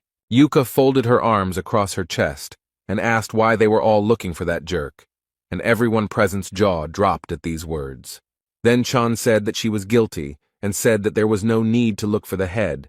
He was tenacious and added that he was completely fine. Those present thought that she was right. Yuha was reading something on her phone, and Oliver told her that she should lead the search, but the girl didn't hear him. Chan stood up from her seat and said that she would leave early today and that they could handle everything themselves. The conference room became very quiet. Everyone was perplexed by the situation that had happened. Suddenly Oliver, the bishop of the Lion Branch, grabbed his head and began to wheeze. He was shaking very badly. A huge number of people gathered under Sophie Mard's residence. Everyone was wondering if the incident in Drachma was connected with Li Gan, who kidnapped her, and what this truth from 20 years ago was. Representatives of Mrs. Saint told reporters that there would be no comments today and that Sophie needed rest, and promised that she would answer all questions later. At this time, the girl watched everything that was happening from the window of her residence. She was very upset. A few minutes later, she sat up on her bed and began cursing and calling Li Gan names. She was so nervous that she started biting her nails and thinking about how dare the guy make such a big deal out of that incident. The doors opened, and Sophie came out. Her security began to push journalists and onlookers aside so that the girl could pass without being asked unnecessary questions. But then the girl's face changed. She was very scared. Someone used force against her. The people who were near Miss Saint opened their mouths in surprise. They could not understand what was happening. There was a version that it was a terrorist attack. Sophie's security was also very scared. They assumed it was a message. And indeed, a system message appeared in front of Mard asking who killed Li Gan 20 years ago. The girl clutched her head and thought about what she should do, because if she told the truth, the other saints would not leave her alone. But if she remained silent, Li Gan would create even more problems. Sophie couldn't believe that the guy could pull such a stunt while she was out cold. She couldn't even take off the necklace. Saint screamed and accused Li in time. Meanwhile, the guy was sitting quietly with his artifacts and thinking about whether he should make some ramen. The TV news reported that Sophie Mard was not leaving her residence and was not giving any comments. The announcer said that of all the incidents that occurred at the Drachma auction, this one would cause the most unrest. The man, who had been listening attentively to the news, propped his head up with his hand and calmly said that this was not right. Near the house of Hugo Otis, men were shooting from a bow. The owner asked if Gan liked the new bow. He replied that it was much better than the one he had before. Otis asked what the comparison was, and Lee hit the nail on the head again, so the blond man had an interesting idea. He blindfolded the boy and told him that this was how he should shoot. The young man asked if the man was making fun of him, and then added that it was a lot of fun. Hugo started screaming and asking if he was shooting at his target on purpose, and Gan, with a smile on his face, said that it was really funny for him to bother him. Suddenly a glass of drink appeared in front of Lee with a lot of ice cubes in it. The dream said that he brought a towel and water, and the young man smiled and thanked the boy. While Lee and Zay were talking to each other with a smile, Otis watched everything that was happening with anger. He even clenched his fist. Hugo walked closer to the boys and told his son that his dad could use a drink too. Song Jae's expression changed, and he said that there was water in the refrigerator and that his father could go and get it himself. Gan read his system message and said that his stats had increased after the skirmish in Drachma, and he could afford some small investments, and Sun laughed at Otis. Lee learned that the sacred abode of Ophiuchus, the Serpent Palace, had been rebuilt, but the space was limited due to the low level of the sacred abode. The guy also read that in the sacred monastery one can live, train, and test the level of one's strength, and he can control it. The system message stated that Lee could summon a low-level pig bank avatar to the abode and strengthen its power by bringing human avatars to the abode. Song approached Gon. He noted that his uncle said that it was time for him to leave. He noted that he had things to do, and they could move out together. Lee noted that he hadn't even noticed how time had passed. Z asked if he had an appointment, and the young man answered in the affirmative. The young man smiled broadly and said that he would be meeting a lot of people today. The Gemini branch bishop asked him with a smile on his face if he would like to join them. Gan chewed chicken drumsticks, and with his mouth full replied that the guy had more than enough strength, and he said that he was swamped with work. The waitress was surprised by the guy's appetite. Hen said he was indeed busy, but hiring promising people was always a priority. He looked at Lee slyly and asked if he was going to leave them after they bought items worth $1 million with the Gemini branch money. Gan looked at the man with wide eyes and continued to eat the chicken drumsticks. The guy took a napkin and began to wipe his mouth. His expression did not change, and the bishop thought that apparently the guy had planned to do this. Gan thought that at first Hen seemed annoying to him, but everything turned out pretty well, because he dealt with pig, parasite, and lion cub. Now the next person he needs to deal with is that bitchy purple witch. And Lee said that he would join the Gemini branch. Bishop wanted to discuss the official date, but the guy noted that he had a condition. The guy took another drumstick and declared that Hen should give him his badge. The guards began to call the young man names because the emblem was given to the bishop personally by the Holy Lady, and Gan told them to stand still. And he added that the assistants should not interfere in the adults' conversation, and noted that the emblem was needed to enjoy all the privileges, but he needed to get something in his hands. And Lee asked the bishop with a smile if he was willing to make a small investment. Hen frowned and said that he needed to think about such a proposal. The man looked at the shin that Lee had pointed at him. The guards became alarmed, and the young man suggested that the bishop decide faster because he had another meeting ahead of him. Sun was sitting in a cafe, writing messages to Gan and thinking that this cafe had very tasty ice cream and that Uncle Lee should appreciate it. The guy blushed and thought that he could call Gan his uncle. Nuna would be shocked. He would be able to look at her shocked expression. Z picked up the dagger that Gan had subdued and thought that when Lee came, he would ask him to leave an autograph on it. Sun heard someone start talking about how playing with knives is very dangerous, and the dagger started falling out of the guy's hands. The blonde guy said with a smile on his face that Z might get hurt, and then added that he would confiscate the dagger for himself. The red-haired guy jumped up from his seat, looked at the guys, and asked what it meant. The boy smiled slyly, showed his badge, and said that he was Yun Shivu, a Templar of the Gemini branch. Sun asked him what he had forgotten and ordered him to give back the dagger. Yun replied that it was not customary to greet an elder like that, and noted that they also often dropped in here. Z was very angry. He thought about how Shivu was always bothering him because he was a little older, but he wanted to beat the crap out of him. But he can't get into a conflict with him, because this bastard is the son of the holy sign of Libra, and that's why he so boldly turns up his nose. Sleep shouted very loudly to the guy, asking if he knew what it was, and ordered him to immediately return the dagger. The guy started to twist the red-haired man and shouted loudly for him to calm down. Z did not expect such an attitude at all. People who were in the cafe started talking about how they needed to be quieter in public places, while others wanted to break up the fight. Song asked Yun if he thought he could get away with all this, and Yun replied that these were very big words for someone with his face pressed to the table. Blondie was curious about why Z was so concerned about this thing, and asked if Li Gang had made it by accident. Yun mocked the boy and asked if the dagger belonged to his incapacitated mother. These words made the boy very angry. He began to call his opponent names very loudly.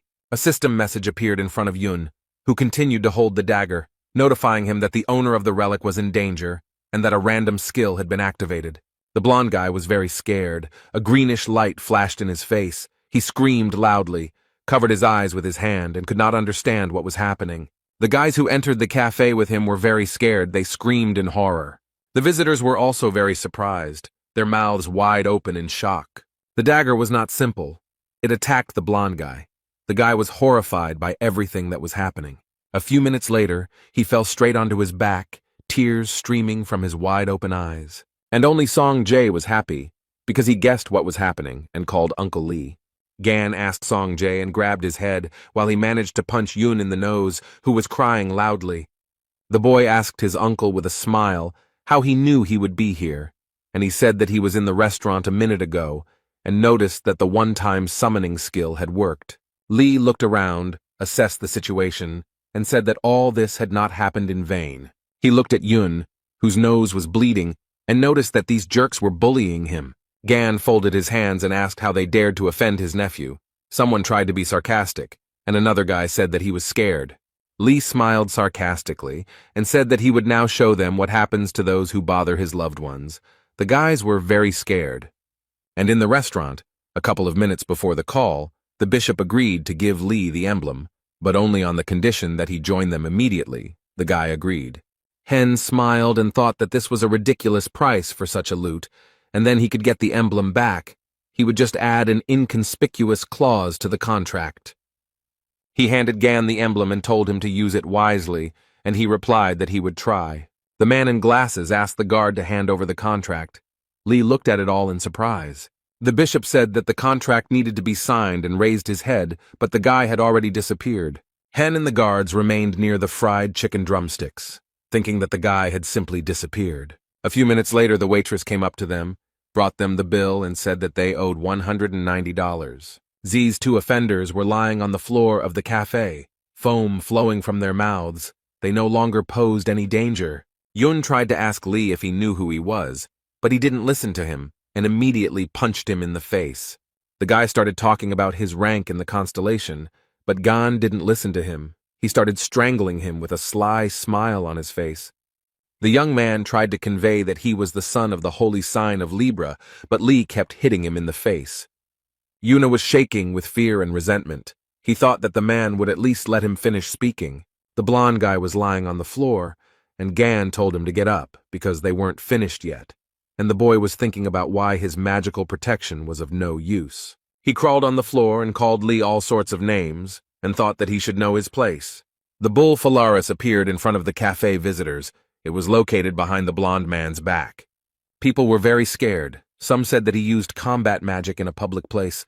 Others shouted that they needed to run away as quickly as possible. Yun began to laugh like a madman and shouted that the man would be punished for his arrogance. Gan stood opposite the blonde man and calmly told him that he was very noisy, and he noted that he was interested in what kind of miracle skill this was, and then added that it became clear to him that he couldn't even light coals with it. A message appeared in front of Lee that he had suppressed the enemy's magic. Yun screamed. He couldn't understand how this was possible, and then he realized that there was also a mage in front of him. The man continued to read the system messages and calmly replied that he was a craftsman. He absorbed Yun's skill and asked for permission to show him how to use the skill properly. Naturally, the young man did not wait for the guy's answer, but immediately applied the skill he had just acquired. The bull of Phalaris, the burning masculine passion, was activated, and the blonde man screamed furiously. The boy flew several meters towards the wall.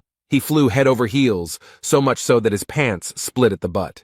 Gan approached him and said that if the guy continued to bother Song Jae, he would fry him until crispy.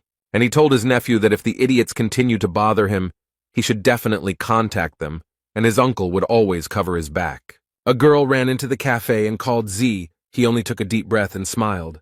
The girl looked around, noticed the mess, asked what happened, and immediately asked if everything was okay with the guy. The red-haired guy told Nuna that none of this mattered now, and she looked at him in surprise.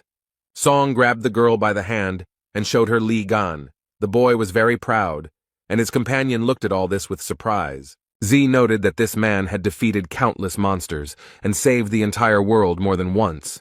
The boy continued talking about Li, adding that he was the hero from the videos they loved to watch over and over again. The hero of this conversation stood to the side, looked at the young people, and smiled reservedly. Nuna was very surprised. She couldn't believe that the one standing in front of her was Li Gang. The girl noticed that he looked much more attractive than before, and the guy looked at her questioningly. She said that 20 years ago, Li's body was covered in scars, and since he had spent so much time in the tower, she was sure that his appearance would be even more pitiful. Nuna thought that it wouldn't have affected his coolness anyway, and noted that appearance wasn't the most important thing. The girl took the medallion in her hand and said that she was sincerely glad that Mr. Li Gang was safe and sound. The dream told the beauty that she had blurted out all her thoughts, and the man began to laugh cheerfully. Gan asked if she was Yuha and remarked that he was glad to meet her. She thanked him for helping Z out. Lee laughed and suggested that they skip the formalities and said that Hugo's daughter was his niece to him. The girl's face turned pink. Tears appeared in her eyes. Sun noted that she cried and asked if she was that happy. She timidly turned to Gon, remarking that she was sorry to burden him right away, but could he do her a favor, he replied that Yuka need not be embarrassed. The girl was a little shy and couldn't formulate her question correctly, but at that time something extraordinary was happening in the cafe. A huge monster appeared and began to destroy everything in its path. The young people looked at it in surprise. Gan realized that it was Gra'ar in front of him and thought that this must mean something. The monster screamed very loudly. Lee looked at it calmly, and the girl had a weapon in her hands. Yuka started to walk forward and Gon called her. She answered that her uncle should wait 1 minute. Jung said she would make a proper proposal after she dealt with the temptations. Lee asked if Z had heard the same thing as him, and the guy said that something had gone wrong with his sister from Gon. The young man broke out in beads of sweat and thought about what proposal the girl had in mind. The loudspeaker announced that disaster-causing objects had been detected, but unfortunately it was not a drill. It was also announced that people should evacuate to safe places, and the monster destroyed everything in its path. Literally a minute later, chaos settled in the city, fires broke out here and there, and destruction occurred. There was not just one monster, others joined it. They inspired fear and horror. Zhang Yuha was holding a huge spear in her hands, and most likely she was trying to defeat the monsters with it. Within a few minutes, they surrounded the girl from all sides. She was so small and defenseless. Yuka began to fight the monsters, and she thought that she needed to do everything as quickly as possible. And after she deals with all the monsters, she can propose to her uncle. Chan fought the monsters, and then said that there was no end to them, and she had hoped to deal with them very quickly. The girl thought that she could destroy all the monsters at once, and began to use her special skills. She threw the spear and screamed very loudly that they should not dare to interfere with her love. Zhang Yuha used an ability called Lotus Flash and watched the events unfold. Li Gang stood to the side and watched what the girl was doing. He did not come closer. He was interested in the result. The guy smiled and thought that he followed her because he was worried about her safety. But there was no need, and he noticed that her instincts were sharper than Hugo's. The girl felt that someone was looking at her and turned her head. She waved her hand to her uncle. A very strong wind arose and the young people flew up like fluff. Zai was very scared. Yuhei was scared. She opened her eyes wide. Beads of sweat appeared on her face and she began to call for her uncle. The cap fell from the girl's head and began to burn. In a few minutes, only ashes would remain. The monster was surprised that Gon had reacted to the attack and noted that there were interesting creatures in the world and promised to make a tame animal out of the boy. The monster sat on the dragon's back and said that at this rate they would wet their beds, and Li calmly said that he needed a furnace to create relics. The guy frowned, smiled slyly, and told the monster that it would become the first gas burner. The monster smiled and said that the young man in front of him was very funny. Zhang Yuha looked at the monster and thought that they belonged to the illusory race. Li touched the girl's head and asked what she was thinking about, whether she wanted to try to deal with everyone alone again.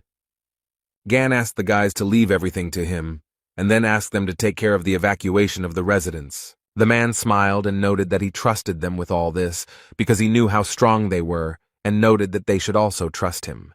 The boys smiled cheerfully at their uncle, even though he didn't see their smile, and agreed with his words. Li replied that it was all wonderful, and then, a little more quietly, said that the fun would begin very soon.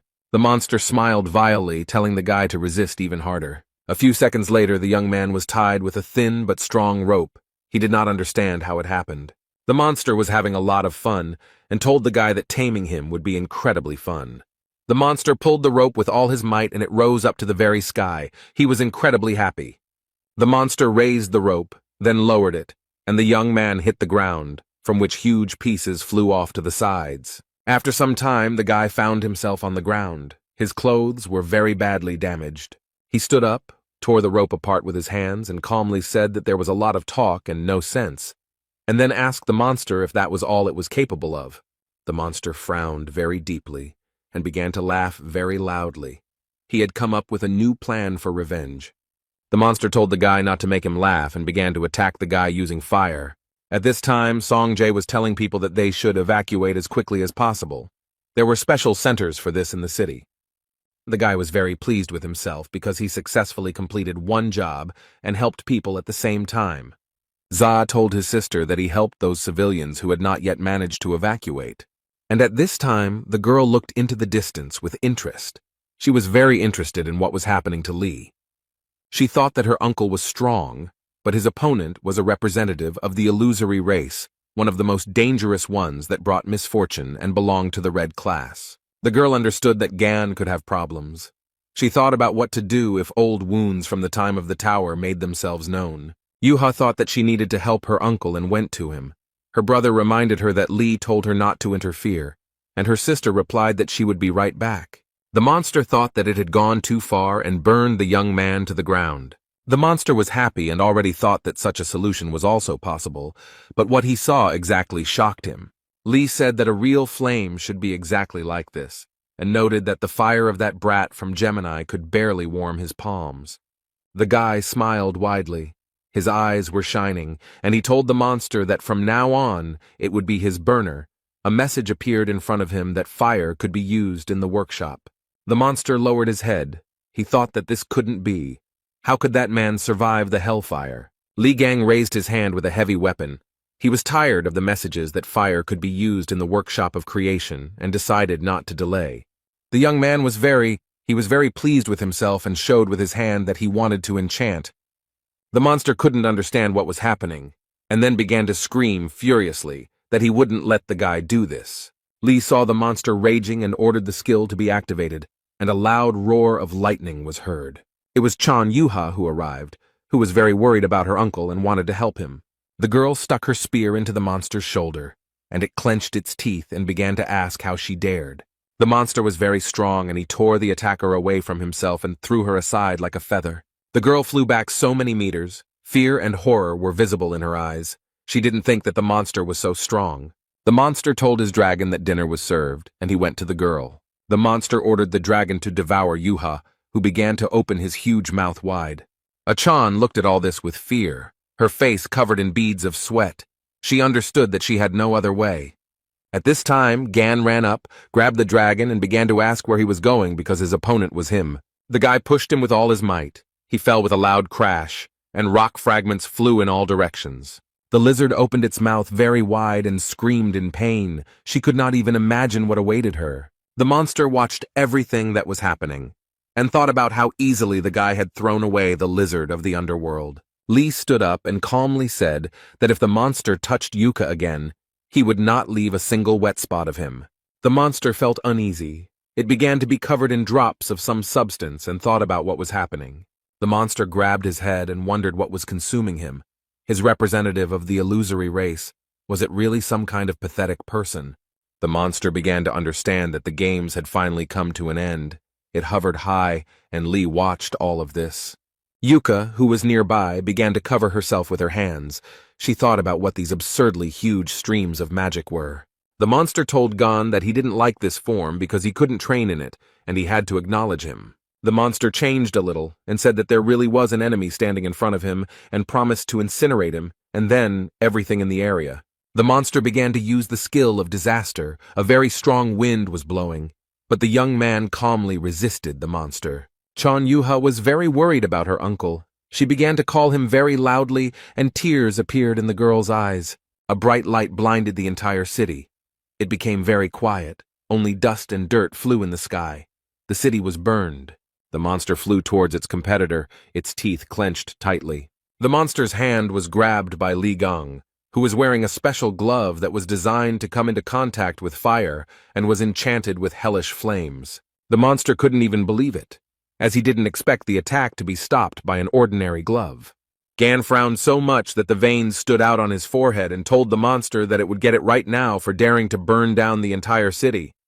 The monster clenched his teeth. His mouth twisted. He thought about how humiliating all this was. The guy started laughing and asked what he meant by humiliating, whether the monster was belittling the capabilities of his glove. And then he looked closely at the monster and noted that it couldn't even imagine how useful the glove was when eating chicken.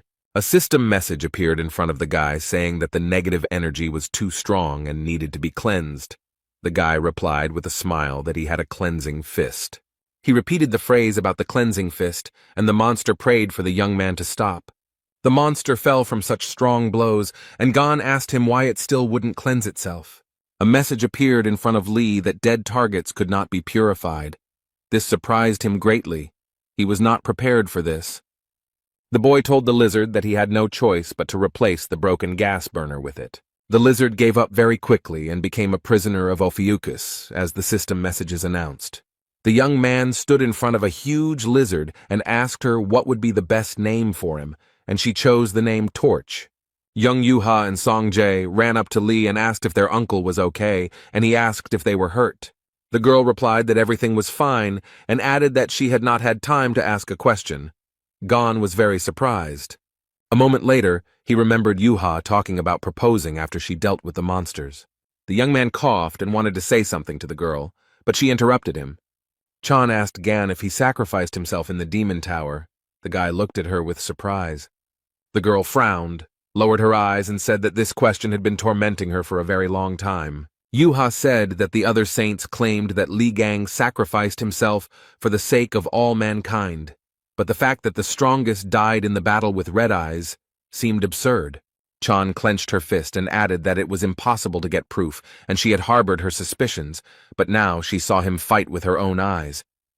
The girl said she was sure that Li did not sacrifice himself, but became a victim of a cunning plan. The man listened carefully to the girl, and with a smile on his face answered her that she was very smart, as expected from Otis's daughter. The brother and sister looked at the young man, and he said that Yuka had said everything correctly. Gan reported that 20 years ago he was stabbed in the back in the demon tower. He added that this was done by one of the 12 saints who went on the raid with him. The brother and sister were very surprised.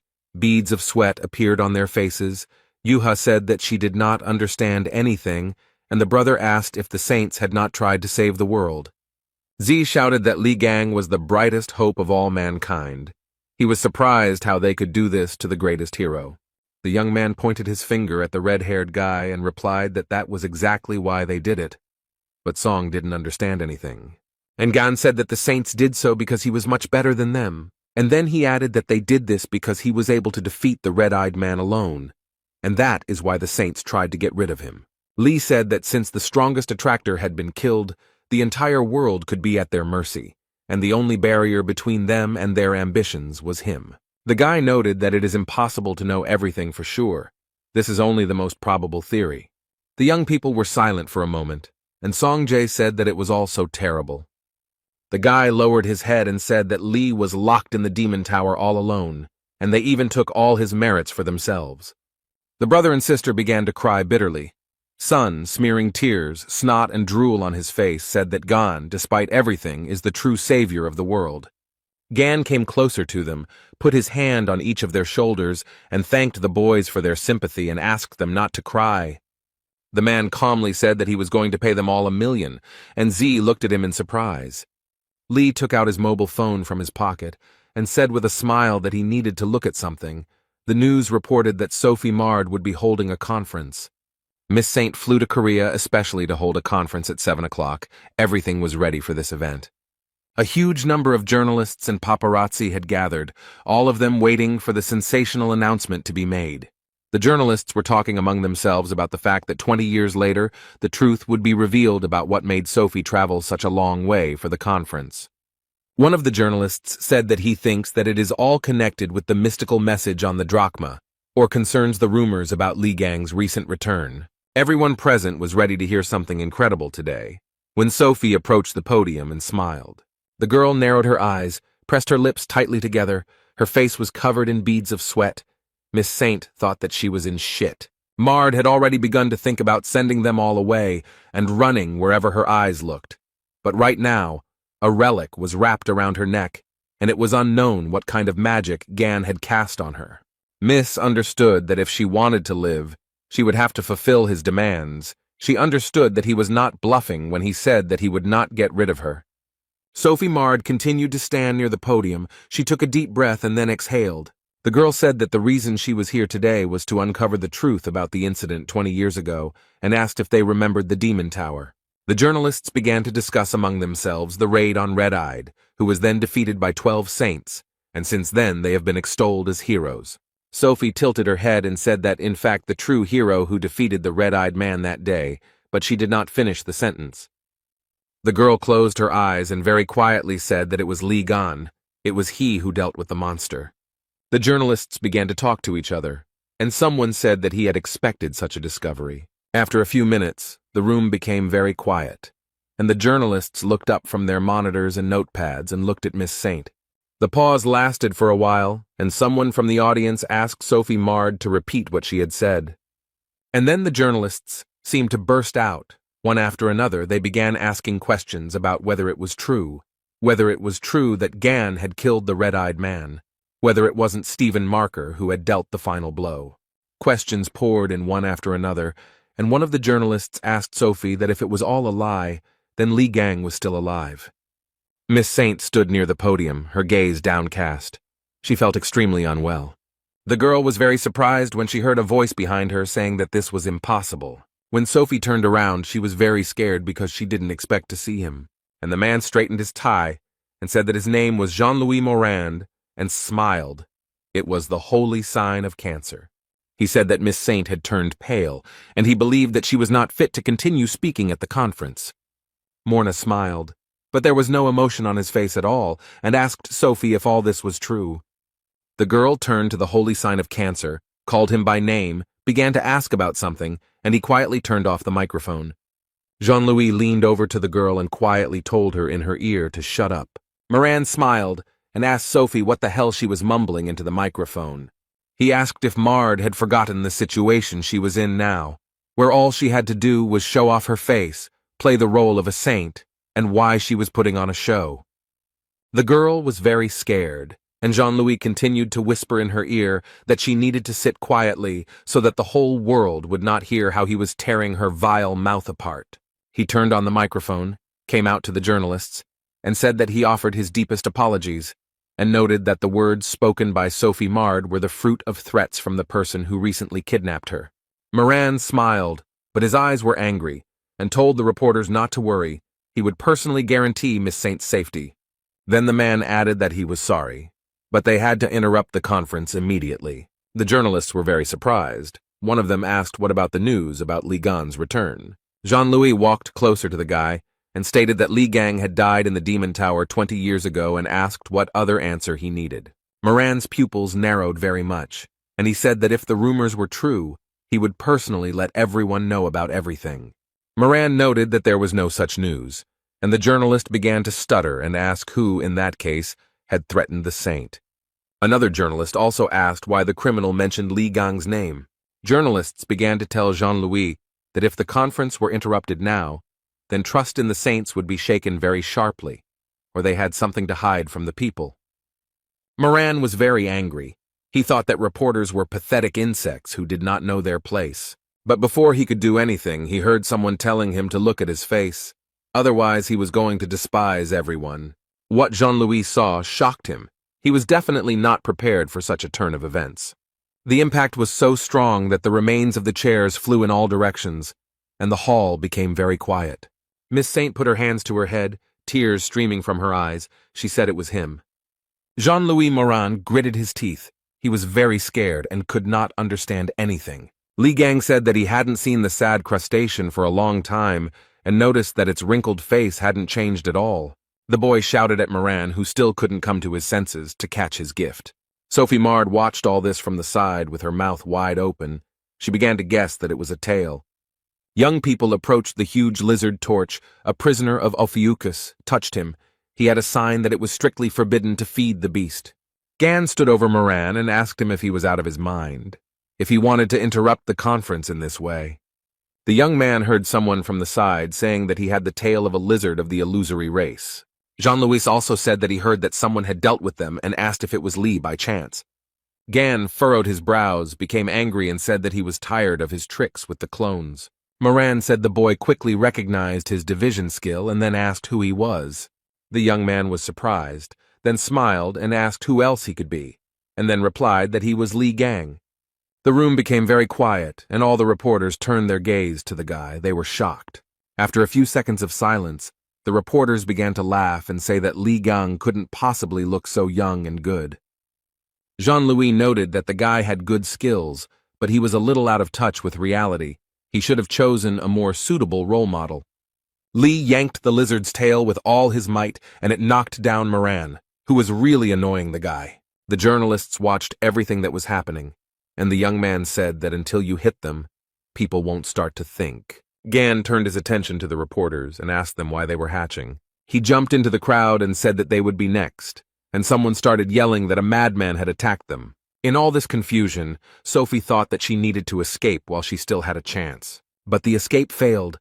Miss Saint fell to the ground. Someone slowed her down a little. The girl screamed in surprise. Lee stood behind her, and with a sarcastic smile on his face, asked where she was going, because she still had to tell the whole truth. The girl realized that she was finished. Gan demanded that Sophie tell him about how they ran away at the sight of Red Eyes and took his property for themselves, about how she was treating his face but could not fix his pathetic soul. He pressed a point on the girl's forehead, and she closed her eyes and thought about what the guy had just told her himself. The system message distracted the guy. It said that a flash of energy from the darkest star had been detected. Everyone in the room was very scared. They grabbed their heads and beads of sweat appeared on their faces. Sophie got scared and started to speak incoherently, and Li Gang couldn't understand what was going on. The girl screamed like a madwoman. She said that it was not about him, but about that devilry. Li looked at Jean-Louis and thought that the energy of the constellation was emanating from him. He gritted his teeth and muttered that this was all incredible. He would never have thought that it was really gone in front of him. He said that none of this matters, but he doesn't know how he managed to return alive from the demon tower. Moran then added that Ghana should throw a little welcome party to celebrate his return. Otis placed a pot of ramen on the table. This was supposed to be his dinner since no one was home. The man sat down on the sofa, took the remote control, and began to look for something interesting to watch on TV. He was eating ramen and listening to the report coming from the St. Sophie Mard conference venue. The reporter noticed that it was chaos right now.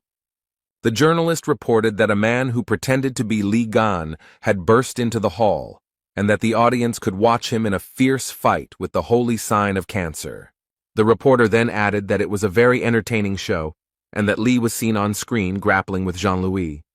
Hugo was so surprised that the ramen fell out of his mouth, because the man opened not only his eyes wide, but also his mouth. As the fight continued, some of the journalists began to run away, and Li told his opponent that his pathetic attacks would not work on him. A few minutes later, Moran used his skill and looked at Gan with a smirk. The Cancer Man was simply sure that the guy had been caught and now did not pose any danger. But Li, as always, was collected and calm, and he very easily extricated himself from the enemy's shackles. Jean-Louis was very upset. He could not understand how the guy managed to free himself. The young man had his sword. With its help, he very easily got rid of all obstacles. The journalists who remained in the hall and watched everything that was happening began to clap their hands. Li Gang was very pleased with himself. He smiled happily, and his eyes glowed with a green fire. But the battle was not over yet, so the guy crouched down to attack the enemy again. Gan picked up speed and began to approach the enemy very quickly, who looked at everything with surprise. Moran said with anger in his voice that it looked like Li had been doing nothing but acrobatics for the last 20 years. Jean-Louis started doing his tricks. The guy watched him and asked with a sarcastic smile if he had any more tricks left. The young man did not wait for an answer, but attacked his opponent with lightning speed, then wrinkled his forehead and clenched his teeth. Li looked to the side questioningly. He began to guess something, and this made him angry. The guy shouted very loudly that Jean-Louis had spent the last 20 years doing nothing but learning how to create clones. The man laughed and replied that he would take these words as a compliment, and Gan began to listen. Sophie Mard fell to the floor, holding her head with one hand. A strong wind was blowing, and she was screaming very loudly. Something incredible began to happen in the room. All the objects that were lying on the tables began to circle in the air. The people who were in the hall felt very bad. Blood was flowing from their mouths. Li told Jean-Louis that he was a crazy bastard. He asked if he was out of his mind, and then asked how he was going to clean up the mess. The young man's opponent most likely hadn't thought about it at all, but calmly replied that he would figure it out somehow. The man said he simply decided that he had to deal with Gan as quickly as possible while he still had the chance. The guy turned to Moran and, enunciating each word, asked if it was he, the bastard who had stuck a dagger in his back. Jean-Louis and his clones began to laugh wildly. He replied that Li was trying so hard to find the culprit. The man said, with a smile on his face, that it was not right for a hero to dwell on such petty grievances, because people were more likely to take him for a street thug than a saint. Gan thrust his dagger forward and told Moran to shut up already, and noted that these were too loud words for the cowardly little ones hiding behind the clones. Jean-Louis said that these are not just clones. He recreated them from the life energy of the reporters. They cannot be cut up. Otherwise, all their life energy will be lost. The man noted that in such a situation, things could turn out rather sadly. Lee noted that these nasty tricks matched his mug.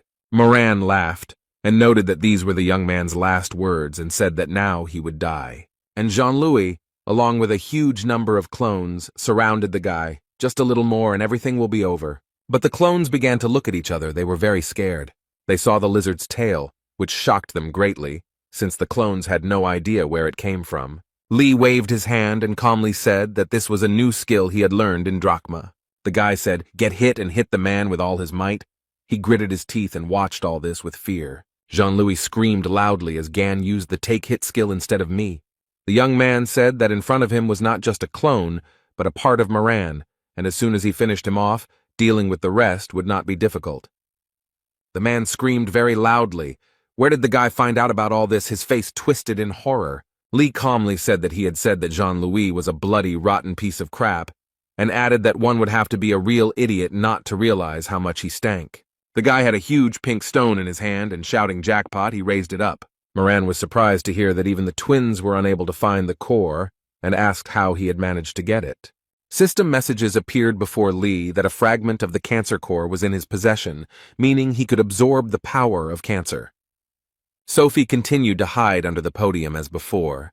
She listened attentively to what was happening near her. After a while, the conference room became very quiet. Only smoke and dirt rose up. The journalists began to come to their senses. The girl asked what it was, and the guy noted that he thought he was finished. He asked what happened. Gan stood over Jean-Louis, who asked the boy what he had gone through in that tower, and said that he felt as if the power of God himself was pressing on him.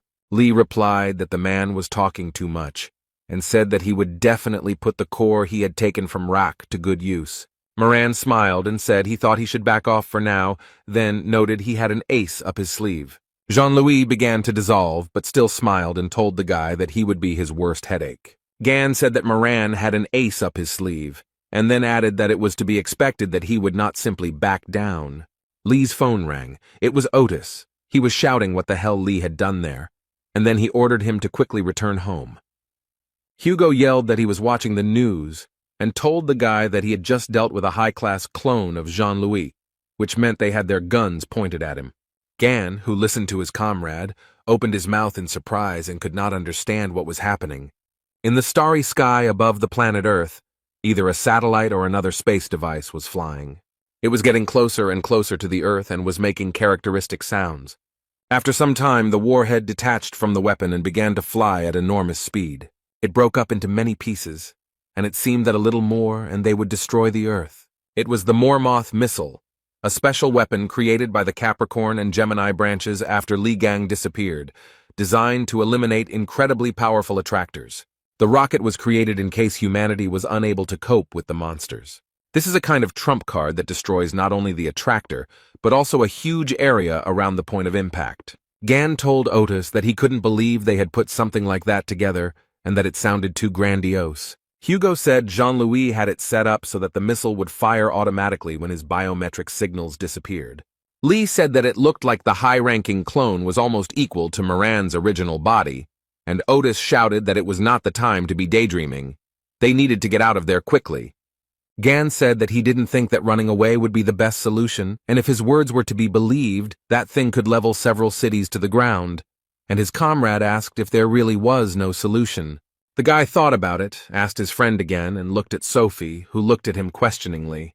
The young man laughed and happily told Otis that there was still something they could do. Miss Saint stared at Lee. Her brows furrowed and beads of sweat appeared on her dirty face.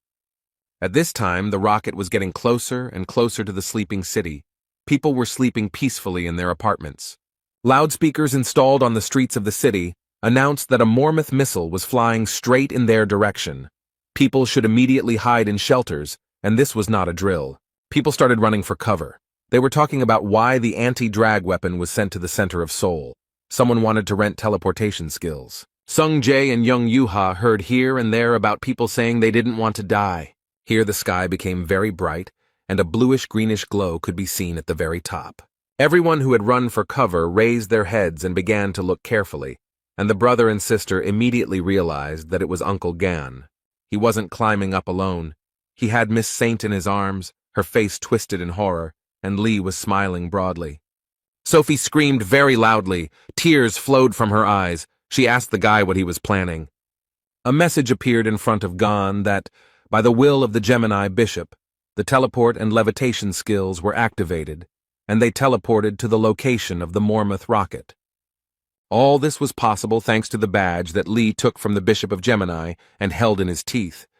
Gan and Sophia were getting closer and closer to the location of the Mormouth rocket, and the girl was screaming like crazy.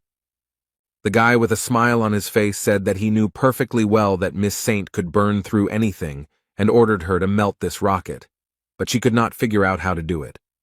Lee said that if she couldn't handle it, neither they nor the city's inhabitants would survive a collision with such a colossus, and Sophie had been idle for 20 years, and now it was time to serve everyone.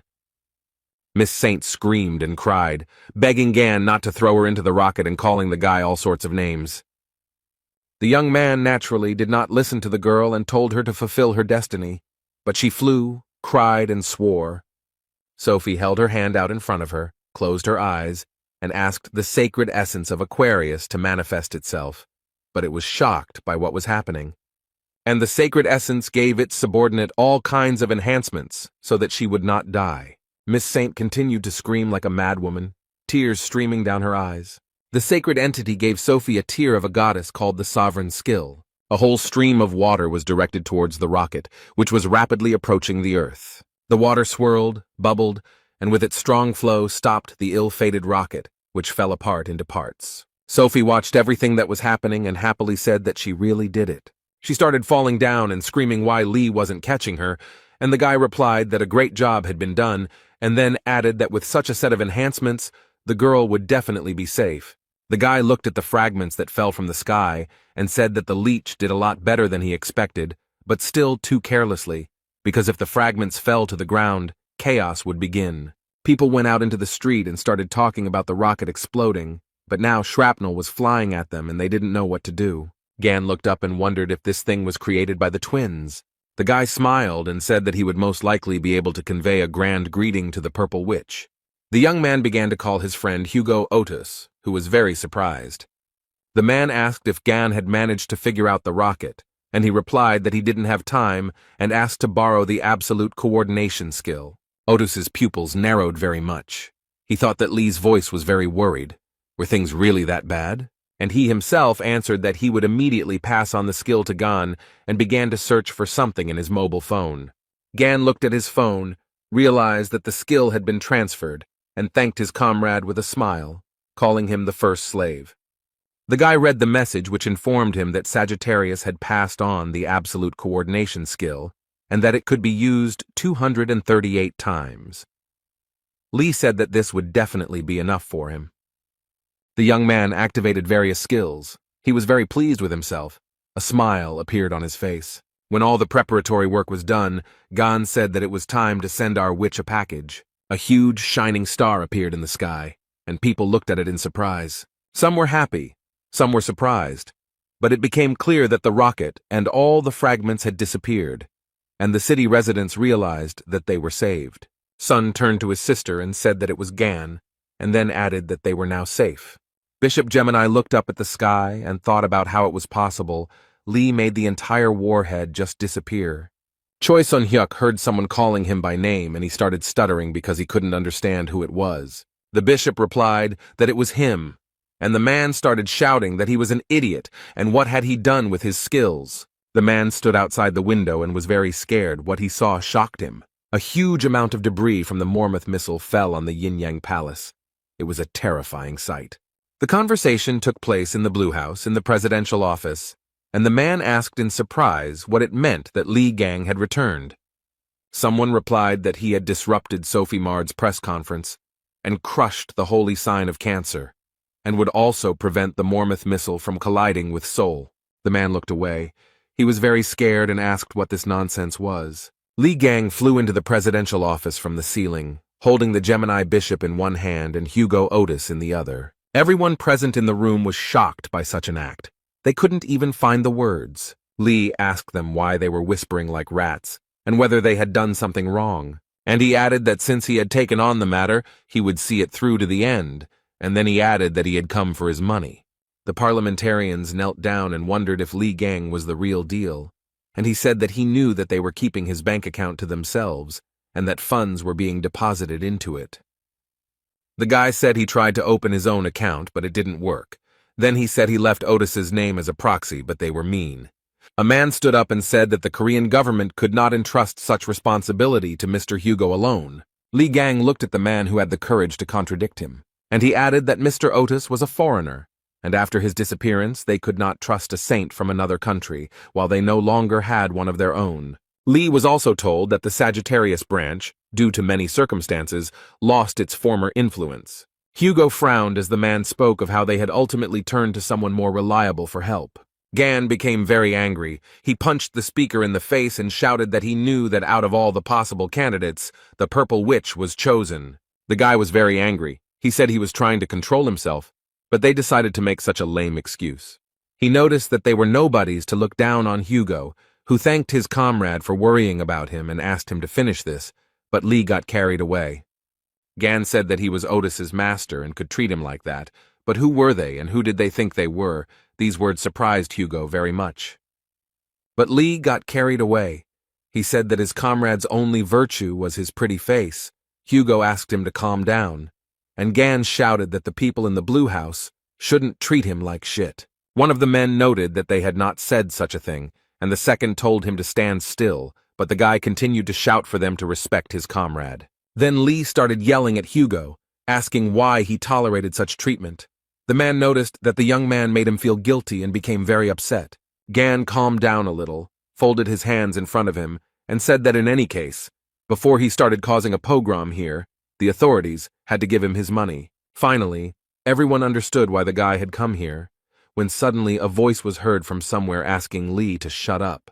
Bishop Gemini frowned and then said that the voice sounded familiar to him, but that couldn't be true. A girl began to slowly approach them. Everyone looked at her and the hall became very quiet. Li was very surprised by her appearance. He clenched his teeth and said that she had finally appeared. The beauty said that Li Gan's account had long been confiscated and told him to shut up. It was Heiji, the holy sign of Gemini. The girl wrinkled her brow and said that she was going to use the money from Li's account to restore her yin-yang palace. And then she added that he was a bastard who launched fragments from a Mormouth rocket at them. Heiji screamed that her palace was in ruins, and then asked the boy if he realized how bad the damage was. Then the representative of the holy sign of Gemini told Gan to prepare for the consequences. Li narrowed one eye, the other one glowed green, and asked the girl who she was anyway. And she just bit her lip, lowered her head, frowned. She didn't expect such a question. Heiji came to her senses very quickly. She screamed at the guy to shut up and said that she was going to teach him a lesson now. She used the energy flash skill, and the people in the room started screaming that they would also be covered. Bishop Gemini clenched his fist and joyfully said that this was the most powerful technique of their constellation, a summoning of a spirit from another world. Heiji activated spirit summoning and the spirit queen Lily Quinn responded to it. The people who were in the hall watched everything that was happening very carefully. Haim happily said that here she was, the queen of spirits, whose power was almost equal to that of the sacred entities, and noted that she would look at what she could counter Li with. The young man flew up to the girl, unexpectedly grabbed her by the chest, threw her back with all his might, and in addition wished her a successful flight. She flew with such force that she broke through the roof of the blue house. Heiji screamed so loudly that her blood ran cold, and Bishop Gemini stood under the hole that appeared in the building and called for his mistress. Before Li, a system message appeared stating that the magical energy of the Gemini constellation was dissipating, and that the spirit queen Lily Quinn wished to return home. The young man put his hand to her head and thought about something. It became very quiet. Then he grabbed her by the braid and asked where she was going, and the queen began to scream for the guy to let her go. Li asked her if she thought she could get away so easily, if she thought he was an idiot, and she begged him to spare her. But then something out of the ordinary happened. Gan frowned in surprise. Through a hole in the ceiling, Heiji flew into the room, Bishop Gemini asked her if everything was okay with her. System messages appeared that the owner had lost consciousness and magical control had been broken, and the transformation skill rented from Aquarius was dissipating. Lee asked if anyone around him had seen it, and then noted that he had said that he was seeing her for the first time. Did she really hope to defeat him with the Queen's help? Spirits. Gan addressed the people gathered in the president's office and said that the purple witch would not help them. Then the guy smiled broadly and asked whether they would give him his money back or not. After some time, Li Gang and his comrade Hugo Otis came out of the Blue House. Gan was very happy. He said that everything was fine because they had received the money, which meant they could go and eat something tasty. He was surprised that they had given him a lot of documents, and his comrade noted that something was wrong here. Hugo asked why the real Haji didn't show up, since she was the type to launch a meteor into the middle of the city if she got mad. Lee smiled widely and noted that she hadn't even shown up after he destroyed her palace, which could only mean one thing. Otis looked at him in surprise, and the guy said that this hysterical woman would never be able to calm her anger, and added that he had an idea where she might be, and offered to visit her. The young people were in Songjae's apartment, and Lee offered them a little snack while they worked. The guy handed the red-haired youth a burger and asked him if he wanted to eat it. The young man looked at the ruddy bun for a very long time. The pause did not last long. Jay laughed and said he would take something else, and Gon asked what Yuha and Jiming wanted. The girl said that she really wanted her uncle's, but she didn't finish, and he began to very quickly take the burger out of his mouth. Yuha added that she wanted her uncle's advice. Jiming laughed and said that his niece was making fun of him, and Lee cursed in his mind. Gan was asked if Hugo would come too, but he replied that he had asked his comrade for a favor, so he would be a little late. They stood in front of a very strong relic case that contained the Spirit Queen. Lee told her that he advised her to answer all questions honestly, and she broke out in a sweat and agreed. The guy told her that it was much better to be locked in a transparent box than in a book, and told the Queen of Spirits to think carefully. She agreed. Gan said that bitchy purple witch still hadn't shown up and asked if she found it strange, then noticed that she was unable to make herself known. The guy noticed that he was most likely imprisoned somewhere in Songjae's house. The Spirit Queen answered this question affirmatively. Lee took the book in his hands and said he was giving it one chance, then asked where it was. The captive understood perfectly well that she had no other choice, but she was in no hurry to be frank.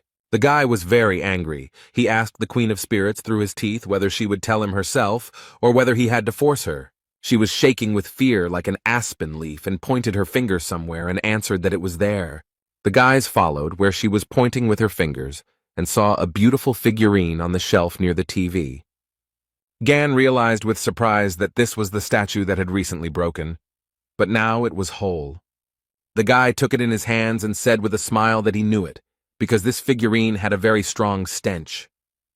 Lee asked Jiming about him mentioning that she kissed a statue or something like that, and noted that it was most likely that witch's coordinate mark magic. The guy opened his eyes and mouth wide in surprise and remembered how he said that the figurines were not his, but she personally kissed and blessed them. Gan activated the power of the 13th in order to interact with the spiritual world. And then the statuette turned to Lily Quinn and asked why she had gone and blabbed everything to them. Chung Yuha was very surprised. She opened her mouth and eyes wide in surprise and began to guess about something. She said it was the Gemini Saint Lady Haiji. It was indeed her, but she appeared in spirit form. Heiji was very angry and thought about why she was caught by the most terrible guy in the world, and why everything turned out this way. She furrowed her brow and thought if only everything hadn't gone wrong that day. It was on that day when the demon tower was completely destroyed that this happened. Heiji was fiddling around near the dining table and felt some kind of energy in the room, and noticed that the aura was very creepy. She wrinkled her forehead, clenched her teeth, beads of sweat appeared on the girl's face, and the purple witch began to guess that Li Gan was alive.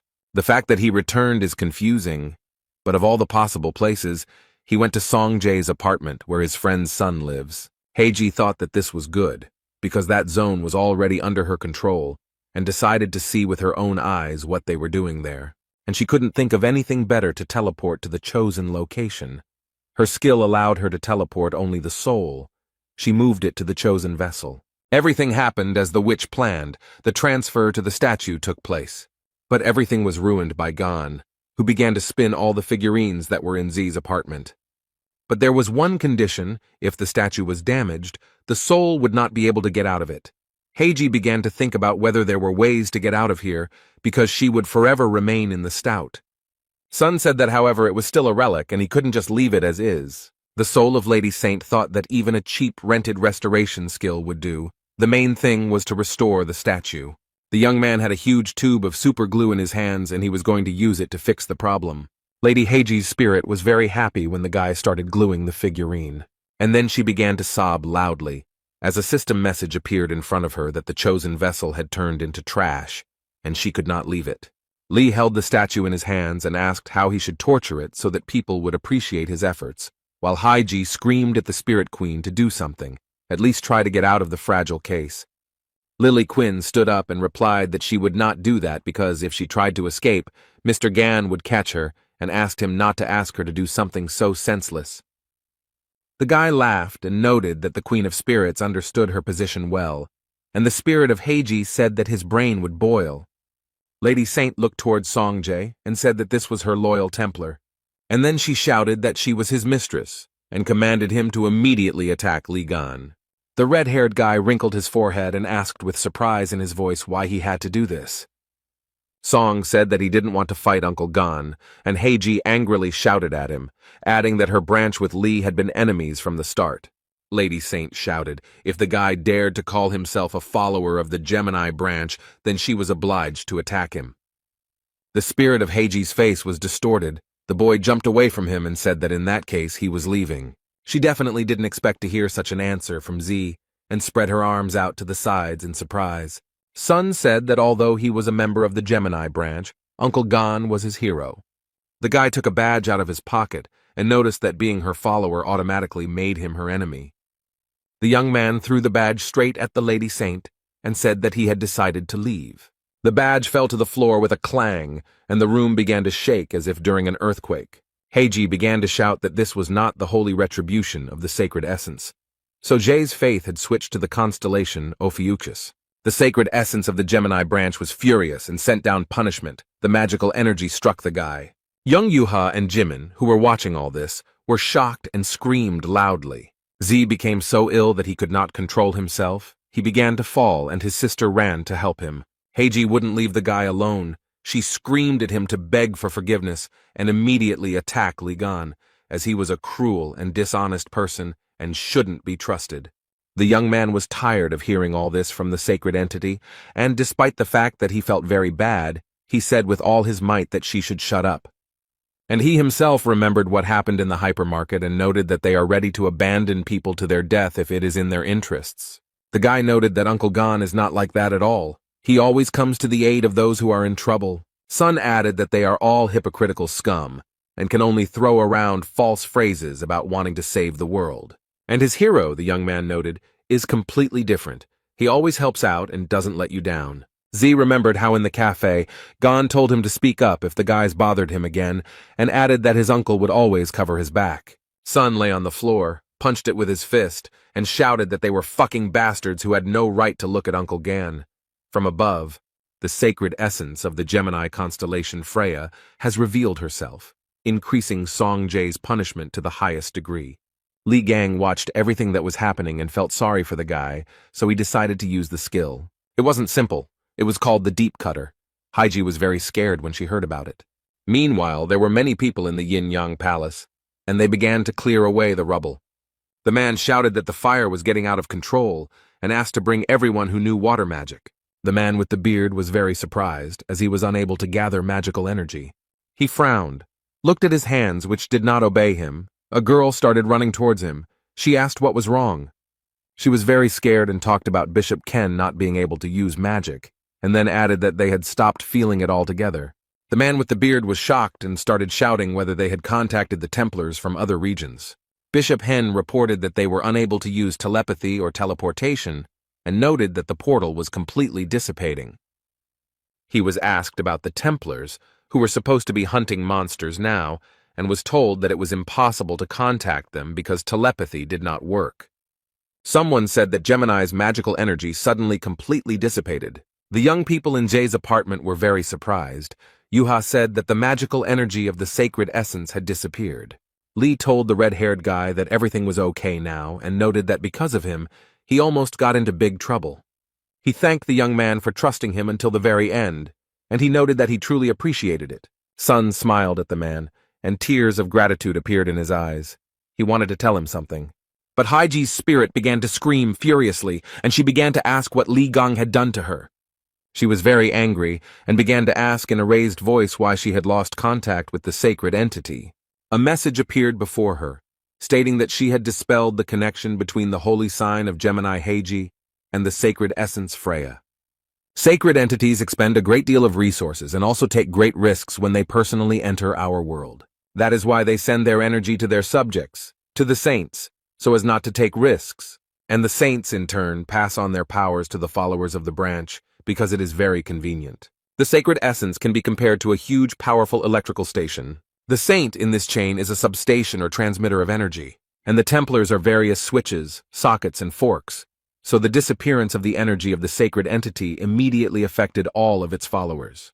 Lee asked Haiji what it was like to be an ordinary person and threw the statuette on the floor.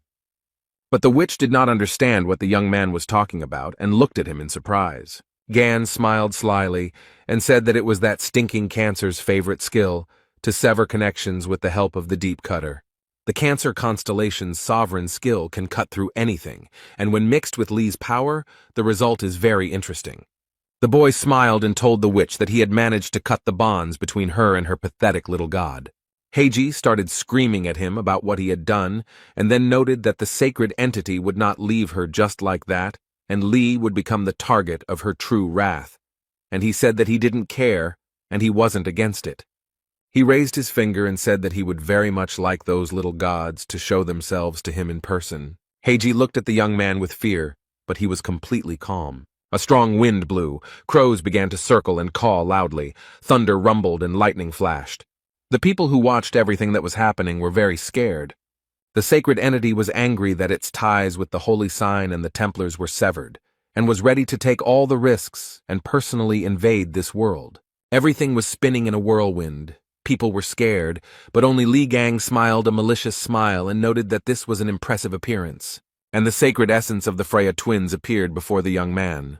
The guy read in the system message that crazy streams of sacred essence magic had been detected. The young man looked calmly at Freya. He was not afraid of her and decided to use an item from his inventory.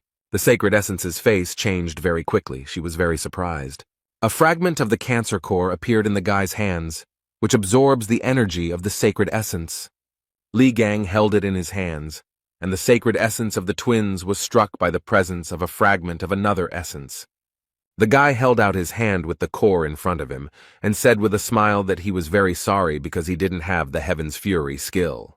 And then he said that if he had it, he could allow anything, including these pathetic little gods. Li Gang smiled wryly, called the creation workshop, selected suitable materials, and said that there was no other choice. His eyes glowed green, and he said that he would have to use the best of what he had. And he created the whirling scythe of the abyss, a weapon that was created by merging the Cancer core fragment and the Gemini whirlwind and lightning, but its durability was very low.